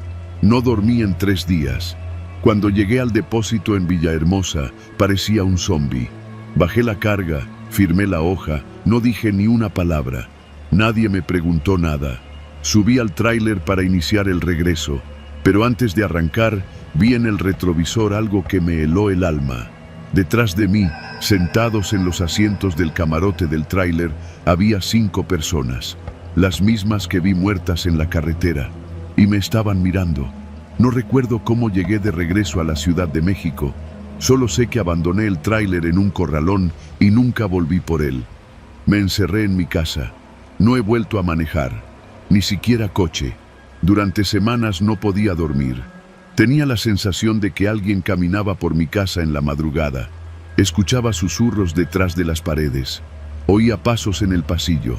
Hasta que un día encontré una foto en mi buzón. No tenía sobre.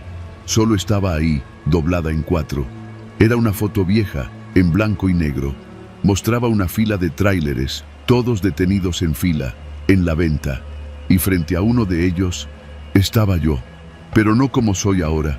Yo, más joven, tal vez 20 años atrás, y a mi lado, 5 cuerpos tirados en el piso. Desde entonces, vivo solo. No tengo contacto con mis viejos amigos de la carretera. No contesto llamadas. No acepto visitas.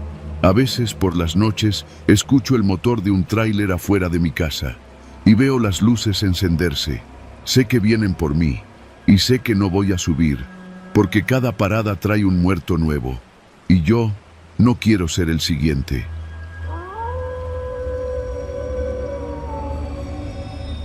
Subí y limpié la ventana. Me dije a mí mismo que alguien me estaba jugando una broma, que seguro era algún vago. Pero esa fue la primera noche en que vi al primero. Kilómetro 112, casi las 2 de la mañana. La carretera estaba vacía, solo mi tráiler y la oscuridad. Pasé una curva y entonces lo vi. En medio de la carretera, un cuerpo, tirado, un hombre. Frené de golpe, bajé como pude, corrí hacia él, no se movía, estaba boca abajo, tenía las ropas rasgadas, una mancha de sangre en la espalda, y los dedos torcidos, como si los hubieran quebrado con un martillo. Lo toqué, estaba frío, más que el aire, y entonces escuché pasos detrás de mí. Me volteé, no había nadie. Volví a mirar al cuerpo. Ya no estaba. Corrí de regreso al camión con las piernas flacas del miedo. Arranqué. Seguí manejando sin parar, con las luces altas, los ojos abiertos como platos. Me repetía que era el cansancio, que estaba viendo cosas. Pero al amanecer, cuando llegué al siguiente retén de la Guardia Nacional, vi un cartel nuevo en el parabrisas de la caseta. Se busca. Camionero desaparecido. Última ubicación conocida. Parada en la venta. Traía camisa blanca y jeans rotos. Era el muchacho de la gasolinera. Pasaron las horas. Ya no me detenía. No confiaba en nadie. No hablaba con nadie por radio. Solo quería llegar, entregar la carga y regresarme a la ciudad. Pero en cada parada, sin excepción, me pasaba lo mismo. Veía un cuerpo tirado en la carretera. Diferente cada vez. Una mujer en bata de hospital. un anciano con uniforme de Pemex, un niño de primaria con la mochila puesta, todos muertos, todos fríos, todos con heridas que no tenían explicación, y todos desaparecían si me acercaba. No dormí en 3 días. Cuando llegué al depósito en Villahermosa, parecía un zombi. Bajé la carga, firmé la hoja, no dije ni una palabra. Nadie me preguntó nada. Subí al tráiler para iniciar el regreso, pero antes de arrancar, vi en el retrovisor algo que me heló el alma. Detrás de mí, sentados en los asientos del camarote del tráiler, había 5 personas, las mismas que vi muertas en la carretera, y me estaban mirando. No recuerdo cómo llegué de regreso a la Ciudad de México. Solo sé que abandoné el tráiler en un corralón y nunca volví por él. Me encerré en mi casa. No he vuelto a manejar, ni siquiera coche. Durante semanas no podía dormir. Tenía la sensación de que alguien caminaba por mi casa en la madrugada. Escuchaba susurros detrás de las paredes. Oía pasos en el pasillo. Hasta que un día encontré una foto en mi buzón. No tenía sobre. Solo estaba ahí, doblada en 4. Era una foto vieja, en blanco y negro. Mostraba una fila de tráileres, todos detenidos en fila, en la venta. Y frente a uno de ellos, estaba yo. Pero no como soy ahora. Yo, más joven, tal vez 20 años atrás. Y a mi lado, 5 cuerpos tirados en el piso. Desde entonces, vivo solo. No tengo contacto con mis viejos amigos de la carretera. No contesto llamadas. No acepto visitas. A veces, por las noches, escucho el motor de un tráiler afuera de mi casa y veo las luces encenderse. Sé que vienen por mí y sé que no voy a subir, porque cada parada trae un muerto nuevo. Y yo no quiero ser el siguiente. La abrí. Un olor rancio, espeso y metálico salió como un puño directo a la cara. Era como si algo se estuviera pudriendo desde hace semanas. Alumbré con la linterna y lo que vi me dejó paralizado. El remolque estaba vacío. No había cajas, ni tarimas, ni nada. Solo un costal sucio en el fondo, moviéndose. Retrocedí, pero antes de que pudiera hacer nada más, alguien salió gateando de la sombra. Era un hombre, desnudo, flaco como palo, cubierto de lodo y sangre seca. Tenía las muñecas marcadas como si hubiera estado amarrado durante días. Me miró con unos ojos que parecían de otro mundo. «Por favor», dijo con la voz raspada, «no me regreses ahí». Me temblaban las piernas. Quise hablar, preguntar quién era, pero no pude. Y entonces, detrás de él, otra figura se arrastró. Era más pequeña, tal vez una mujer, con la cara cubierta de vendas sucias. Me miró de reojo y supe que algo horrible había pasado en ese tráiler. Algo inhumano. No esperé más. Llamé a emergencias mientras los ayudaba a salir.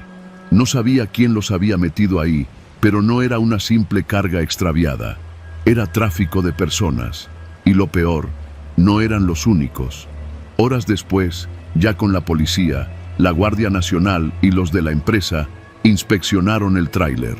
Encontraron restos de sangre seca, una manta con las siglas de una célula criminal y huellas de más personas, tal vez 8 o 10 en total.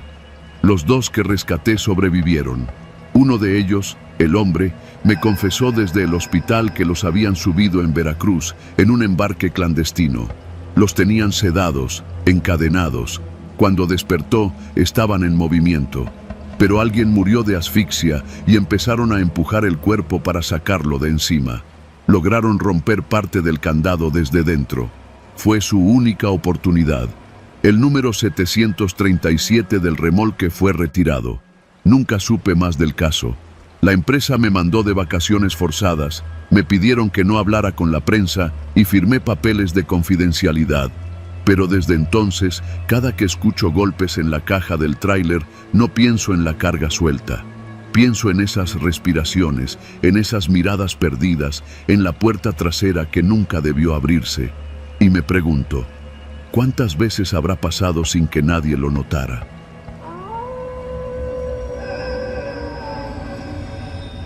Trabajo como ayudante de una empresa de transportes en el norte de Veracruz, cerca de Tuxpan. No soy camionero, aunque todos me conocen en la terminal como el Chavo del Diésel. Mi trabajo consiste en llenar tanques, revisar presiones de llantas, hacer cambios rápidos de aceite y, sobre todo, estar disponible en cualquier emergencia.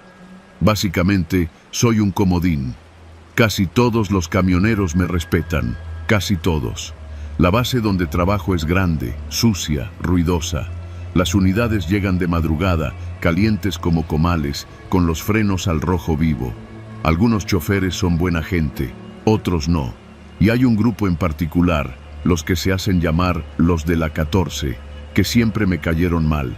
Son tipos pesados, de esos que bromean entre ellos con cosas que no dan risa, que se ríen cuando alguien se lastima, que abusan de los novatos y se protegen entre ellos. Nadie los confronta. Son 6 en total, pero los líderes son Memo y Chuy. Yo nunca tuve problemas con ellos directamente, hasta hace como 3 meses. Fue por una pendejada. Una noche Memo me pidió que le llenara el tanque sin que se registrara en el sistema.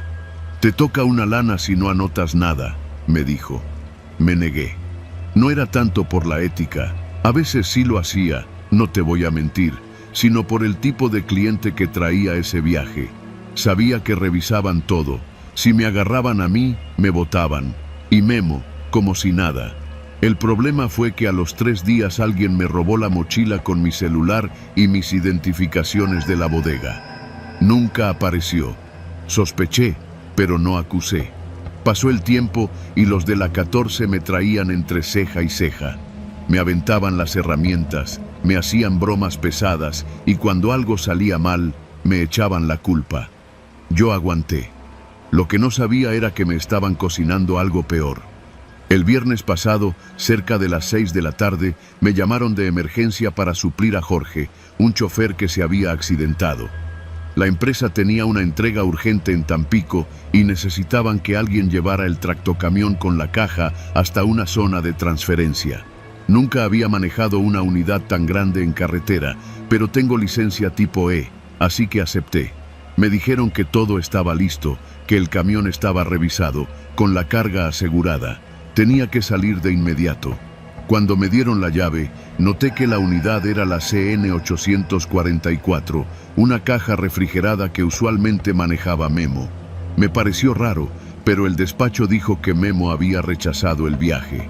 «Está enfermo», dijeron. Salí de la base justo antes de que oscureciera. El camión traía frenos de aire, suspensión buena, y aunque la dirección estaba un poco dura, no me preocupé. El camino de Tuxpan a Tampico es largo, recto por tramos, con muchas curvas cerradas y bajadas intensas entre Tantoyuca y Ébano.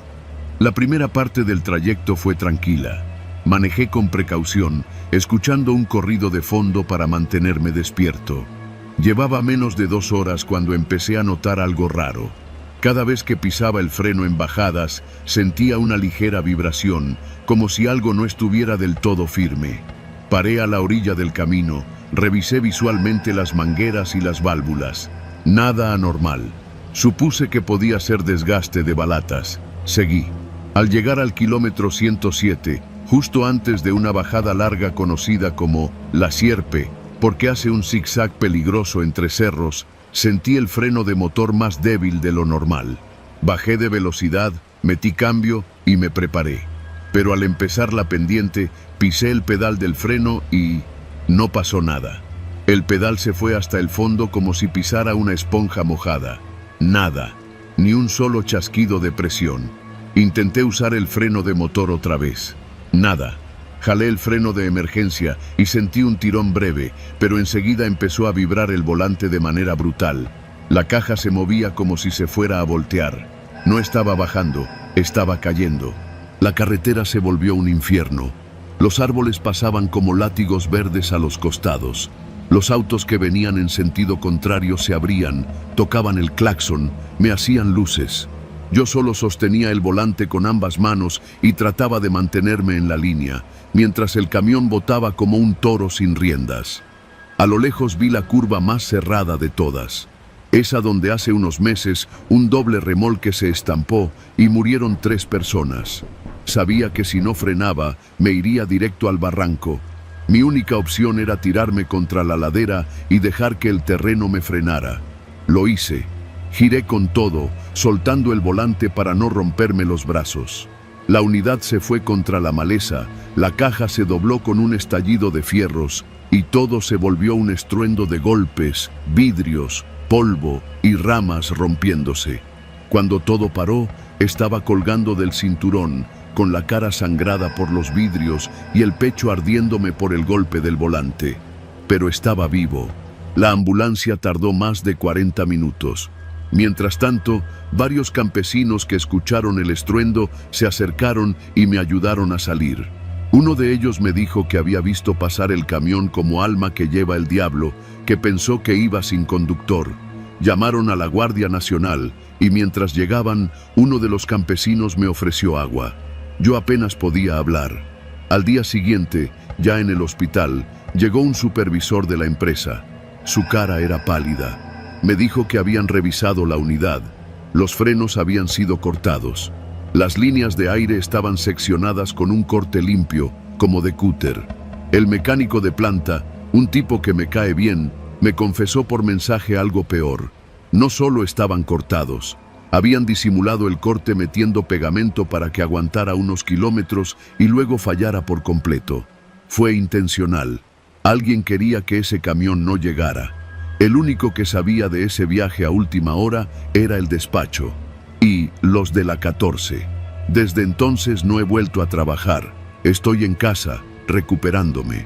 Me fracturé 2 costillas y tengo una cicatriz en la frente que me arde cada vez que la toco. La empresa me pidió discreción, incluso me ofrecieron una indemnización si no presentaba denuncia. Me dijeron que no querían problemas con los sindicatos. Pero yo sí quiero problemas. Tengo nombres, tengo pruebas y tengo rabia. No soy un héroe ni busco justicia poética. Pero Memo y Chuy no contaban con que el camión que sabotearon no lo iba a manejar su enemigo, sino un simple ayudante, y aún así fallaron. La próxima vez no será tan fácil, porque yo no olvido.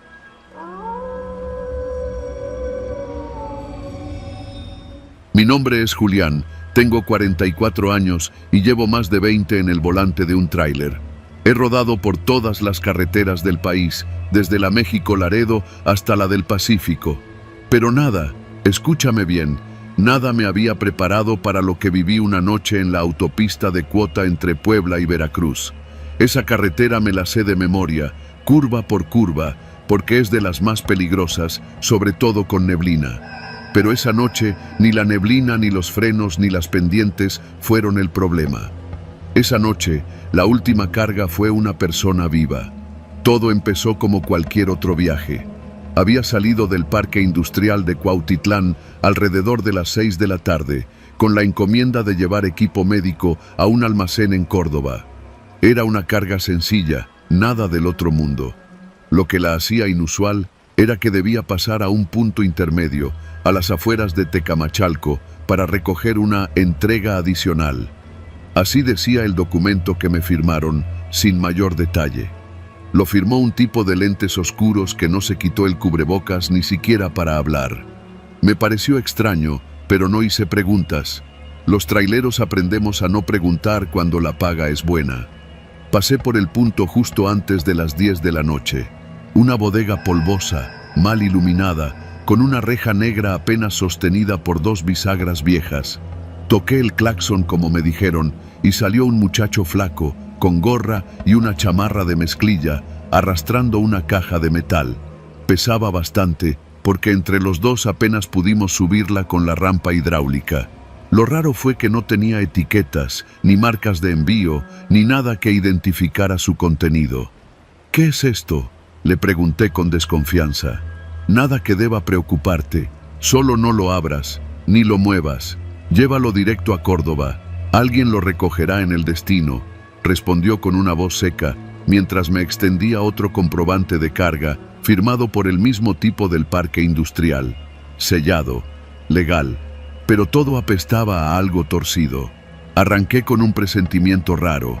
No miedo, todavía no, más bien incomodidad, como cuando algo no encaja en el tablero del tráiler. Me dije que eran ideas mías, que debía enfocarme en la carretera, pero los kilómetros empezaron a pesar más de lo habitual. Y no era el sueño, Fue casi al llegar a la caseta de Esperanza cuando lo escuché por primera vez. Un golpe, seco, metálico, proveniente del remolque. Reduje la velocidad, pensando que se había zafado una correa, que alguna caja mal amarrada había cedido. Me orillé en una bahía de emergencia, encendí las luces de cortesía y bajé con la linterna en mano. Rodeé el tráiler. Las puertas seguían selladas con el candado de seguridad, el mismo que había puesto en Cuautitlán. Revisé los costados, nada a simple vista. Entonces volví a escucharlo. Un segundo golpe, más fuerte, como si algo adentro hubiera pateado las paredes. Y luego, una voz. «Por favor, sácame de aquí». Me paralicé. La linterna tembló en mi mano. Me acerqué al remolque. Pegué la oreja al metal frío. «¡Ayuda! ¡No me dejes aquí!». Era una voz de hombre. Sonaba desesperado y estaba viva. Di 3 pasos hacia atrás, mirando la cerradura del candado. Estaba intacta, sellada. Nadie había abierto el tráiler desde que lo cerré, pero esa voz seguía suplicando desde dentro. No sabía qué hacer. Abrirlo era romper el sello de carga, lo cual me pondría en un problema legal si era una trampa. Pero si no lo abría, tal vez alguien moría ahí adentro. Tomé el radio y llamé a mi jefe. «¿Qué pasa, Julián? En la caja hay alguien. Hay una persona viva ahí adentro. Estoy oyéndolo». Silencio. Demasiado largo. «No abras nada», dijo, con voz dura. «Sigue hasta Córdoba. Esas son las instrucciones. Lo que haya ahí no es tu problema. Pero si se muere, está pidiendo ayuda». «Cállate y conduce, cabrón», me gritó. «Esa carga no es tuya, solo manéjala, y no te detengas más. Si abres ese remolque, más vale que no regreses». Me quedé helado. Apagué el radio. Miré el camino frente a mí, negro, vacío, interminable, y arranqué. Pero cada kilómetro era un infierno, porque los golpes no pararon. Cada cierto tiempo, la voz gritaba, lloraba, pedía agua, decía que tenía frío. A veces maldecía. A veces solo sollozaba. Llegué a pensar que me estaba volviendo loco, que había algo en esa caja que estaba jugando con mi mente. Pero no, la voz era real. Al cruzar el entronque a Orizaba, me detuve de nuevo. Esta vez no por fallas, esta vez por humanidad. Ya no podía más. Rompí el sello. Abrí las puertas, y allí estaba, un hombre joven, no mayor de 30 años, metido dentro de una jaula soldada a la caja del tráiler. No tenía camisa. Estaba empapado en sudor, sus ojos inyectados de sangre. Golpeaba los barrotes con lo poco de fuerza que le quedaba. «Gracias, Dios, gracias. Sácame de aquí», gritó al verme. Quise entrar, ayudarlo, pero me detuve. Algo no estaba bien. A los pies del hombre había un colchón de hule espuma y cadenas rotas. También una bandeja de comida a medio terminar, como si alguien lo hubiera estado alimentando ahí. No era un secuestro reciente, era algo más viejo, más instalado, como si fuera parte de un sistema. «¿Quién te puso aquí?» «No sé, me sacaron de un hospital hace meses, me han movido de ciudad en ciudad. Tú eres el primero que se detiene». Pensé en llamar a la policía, en hacer lo correcto, pero el radio sonó. «Julián, sabemos que abriste el tráiler, no seas pendejo, regresa al camino o te vamos a ir a buscar». La señal venía del mismo canal de mi empresa, pero no era mi jefe, era otra voz, fuerte, fría, con tono de amenaza. El muchacho me miró, suplicante. «No me dejes aquí, por favor, ya no aguanto más. Me drogan, me inyectan cosas, me llevan como animal». Tenía que decidir. En ese momento, subí a la cabina. Busqué una llave que llevaba oculta. Siempre cargo con una cortadora de candados por si se atoran los cerrojos. Corté las cadenas de la jaula. El muchacho salió arrastrándose, apenas con fuerza para sostenerse en pie. Le di mi botella de agua. Me dijo su nombre, Emiliano. «No tengo a dónde ir», me dijo. «Yo te llevo», le respondí. «Pero primero, vamos a desaparecer».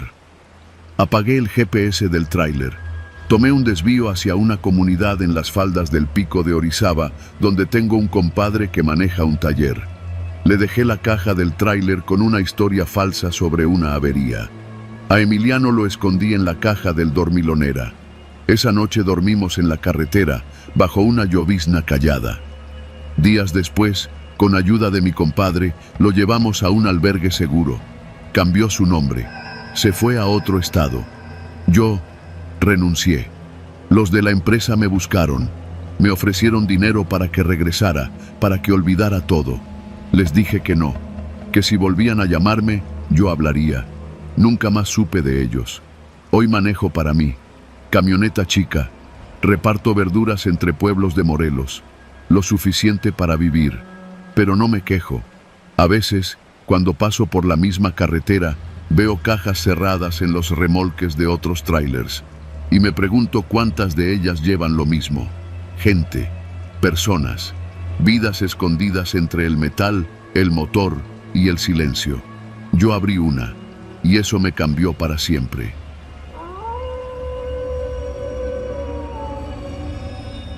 Me llamo Pedro Vargas, y durante casi 10 años fui trailero, uno de esos que recorren miles de kilómetros en la cabina de un Kenworth, tragando kilómetros como si fueran tortilla con sal. Lo dejé hace poco, no por gusto, sino por miedo. Un miedo que no me dejó volver a tomar un volante en la madrugada. Todo comenzó cuando decidí huir de Tamaulipas. Allá la cosa se puso dura. Los cobros de piso se salieron de control y muchos compañeros comenzaron a desaparecer. No era raro escuchar que uno u otro no regresó de Laredo, como si la carretera se los hubiera tragado. Pero uno sabe que no es la carretera, sino la gente que manda en ella. Yo tenía una deuda, no con el banco ni con la empresa, con gente de esas que no puedes dejar de pagar. Y no por gusto, sino porque una vez que les aceptas un encargo, como cargar algo más en tu remolque sin preguntar, ya no puedes salirte. Pero una noche me harté. Recogí a mi esposa y a mis 2 hijos, nos fuimos a casa de una tía en León. Y ahí, poco a poco, comencé de nuevo, con otro nombre, otra licencia, otro número en la placa del tráiler. Fui a dar a una pequeña empresa de transporte en Celaya. Parecía que había escapado. Me asignaron una ruta sencilla: Celaya, Guadalajara, ida y vuelta con carga liviana. Nada de frontera, nada de norte, nada que me hiciera recordar el infierno del que había salido. El patrón, don Álvaro, un señor grande que olía a cigarro y ungüento para el reuma, me cayó bien desde el principio. Él no hacía preguntas y yo no daba explicaciones. Durante semanas todo estuvo en calma, hasta que un viernes por la tarde, mientras revisaba niveles antes de salir a Guadalajara, se me acercó uno de los ayudantes del patio. «Pedro, te están buscando allá afuera». Era un hombre, moreno, delgado, con barba de días. No me sonaba, pero en cuanto me habló, supe que el pasado me había alcanzado. «¡Qué milagro! El perico», dijo sonriendo. Pero no era una sonrisa amable. «Qué bueno que no te has olvidado de los favores pendientes». Intenté negar, hacerme el tonto, pero me cortó. «No te apures, no venimos a lastimar a nadie. Solo es una entrega sencilla, una bolsita, nada de armas ni polvo, solo papel. La llevas con la otra carga, va bien guardada. Lo de siempre». Le dije que ya no hacía eso, que estaba limpio, que tenía familia. El hombre sonrió otra vez y dijo algo que me congeló. «También la familia se carga, ¿no?». Y se fue. Esa noche salí con la carga habitual, cajas con artículos de ferretería y una bolsa negra, pequeña, del tamaño de una laptop, que el amigo me entregó justo antes de salir. La metieron entre las otras cajas, bien asegurada, con la promesa de que alguien la recogería al llegar a Guadalajara, en un punto específico. Tomé carretera a las 9 de la noche. Era marzo, el aire seco, el cielo limpio. Pasé Salamanca, Irapuato, León, todo sin novedad. Pero al llegar a la caseta de Ecuandureo, justo antes de Zamora, empecé a sentirme raro. El volante se me hacía más pesado. Las luces del tablero parpadeaban de vez en cuando, como si algo estuviera drenando la energía del tráiler.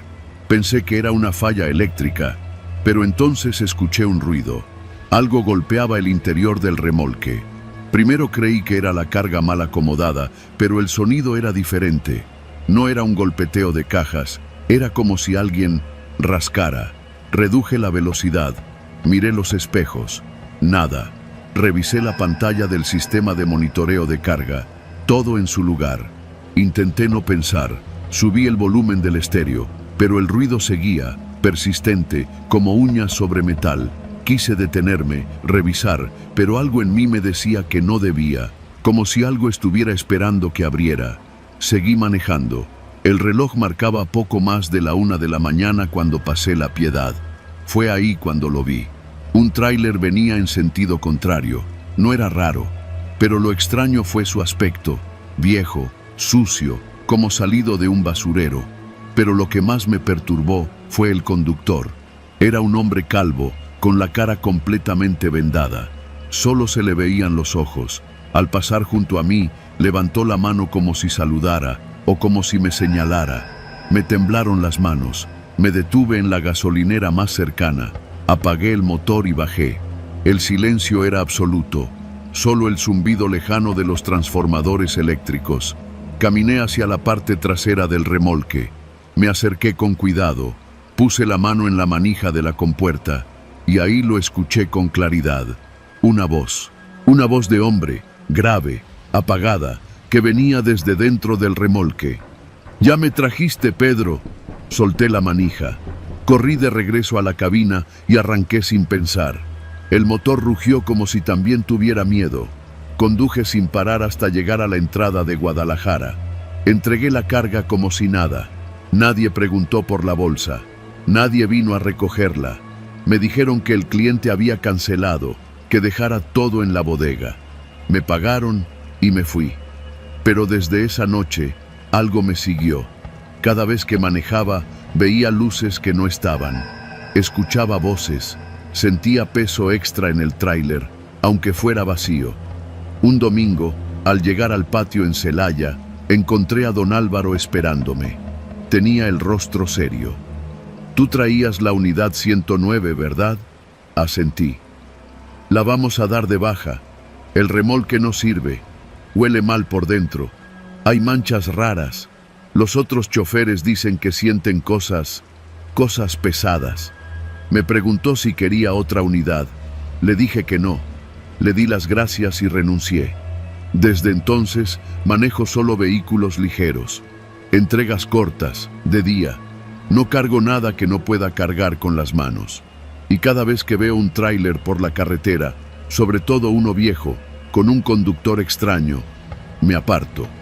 Porque aprendí que cuando uno acepta cargas ajenas, también carga con los muertos de alguien más.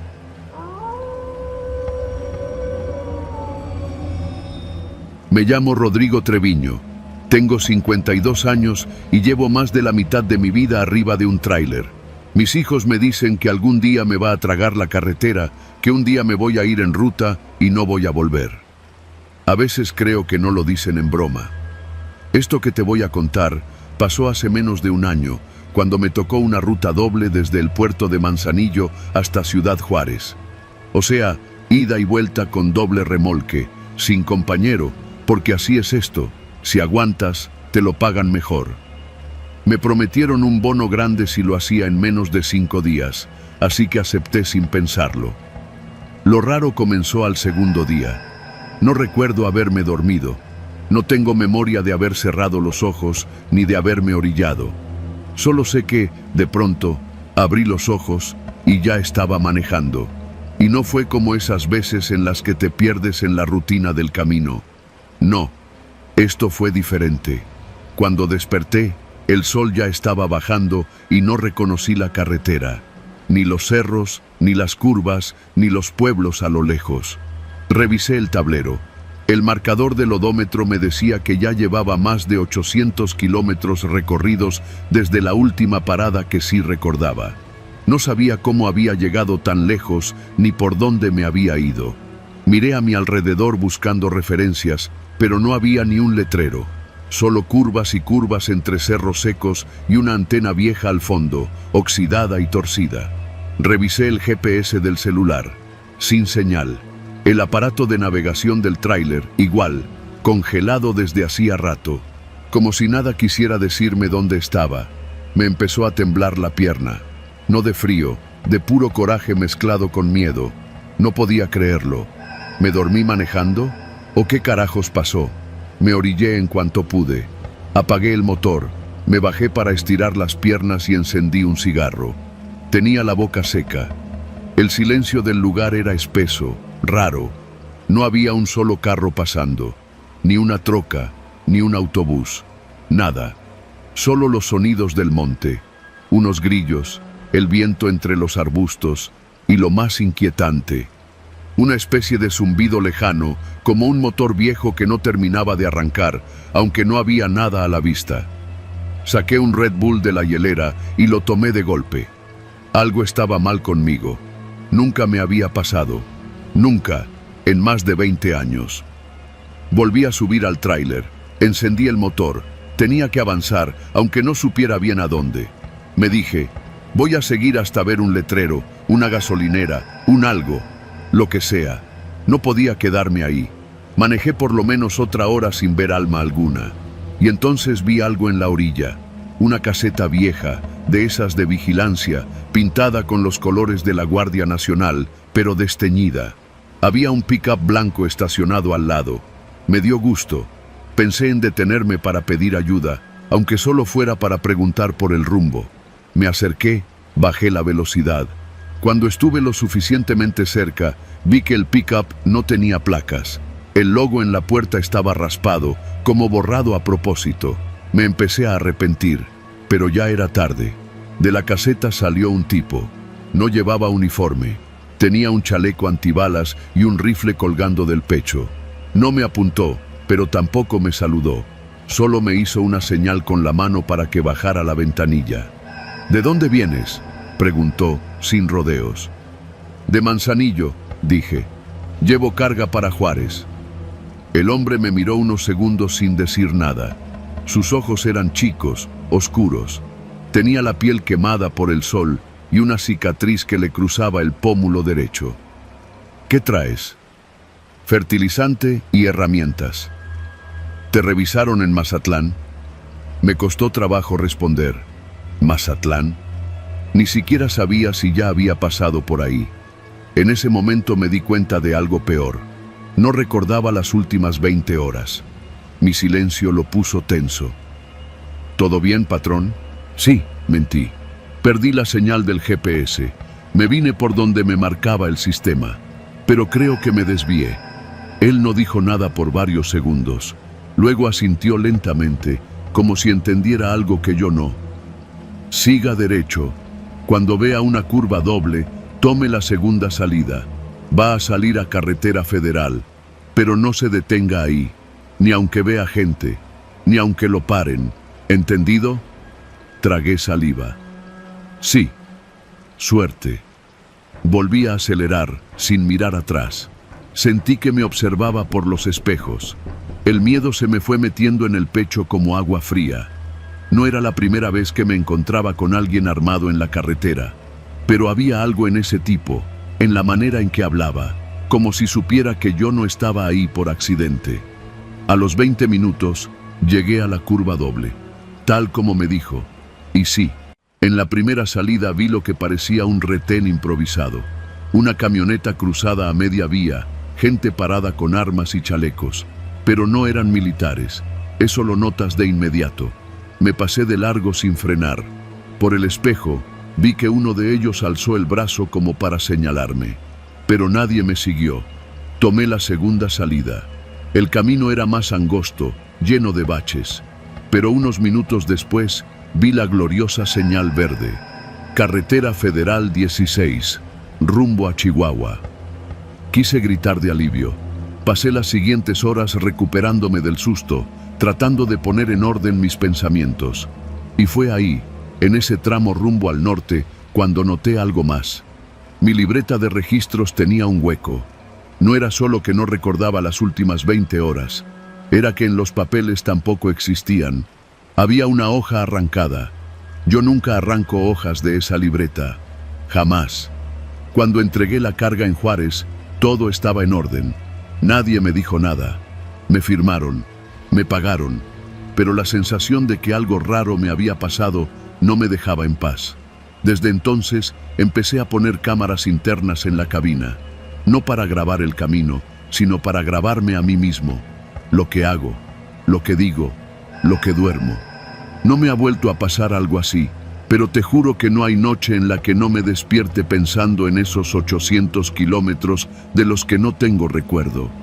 Y a veces, mientras manejo por carreteras vacías al amanecer, juro que escucho ese mismo zumbido, lejano, como un motor fallando, o como una advertencia, porque lo peor de todo es que siento, muy dentro de mí, que no fui yo quien manejó ese tramo, y tal vez, un día, vuelva a despertarme manejando, y ya no sea yo.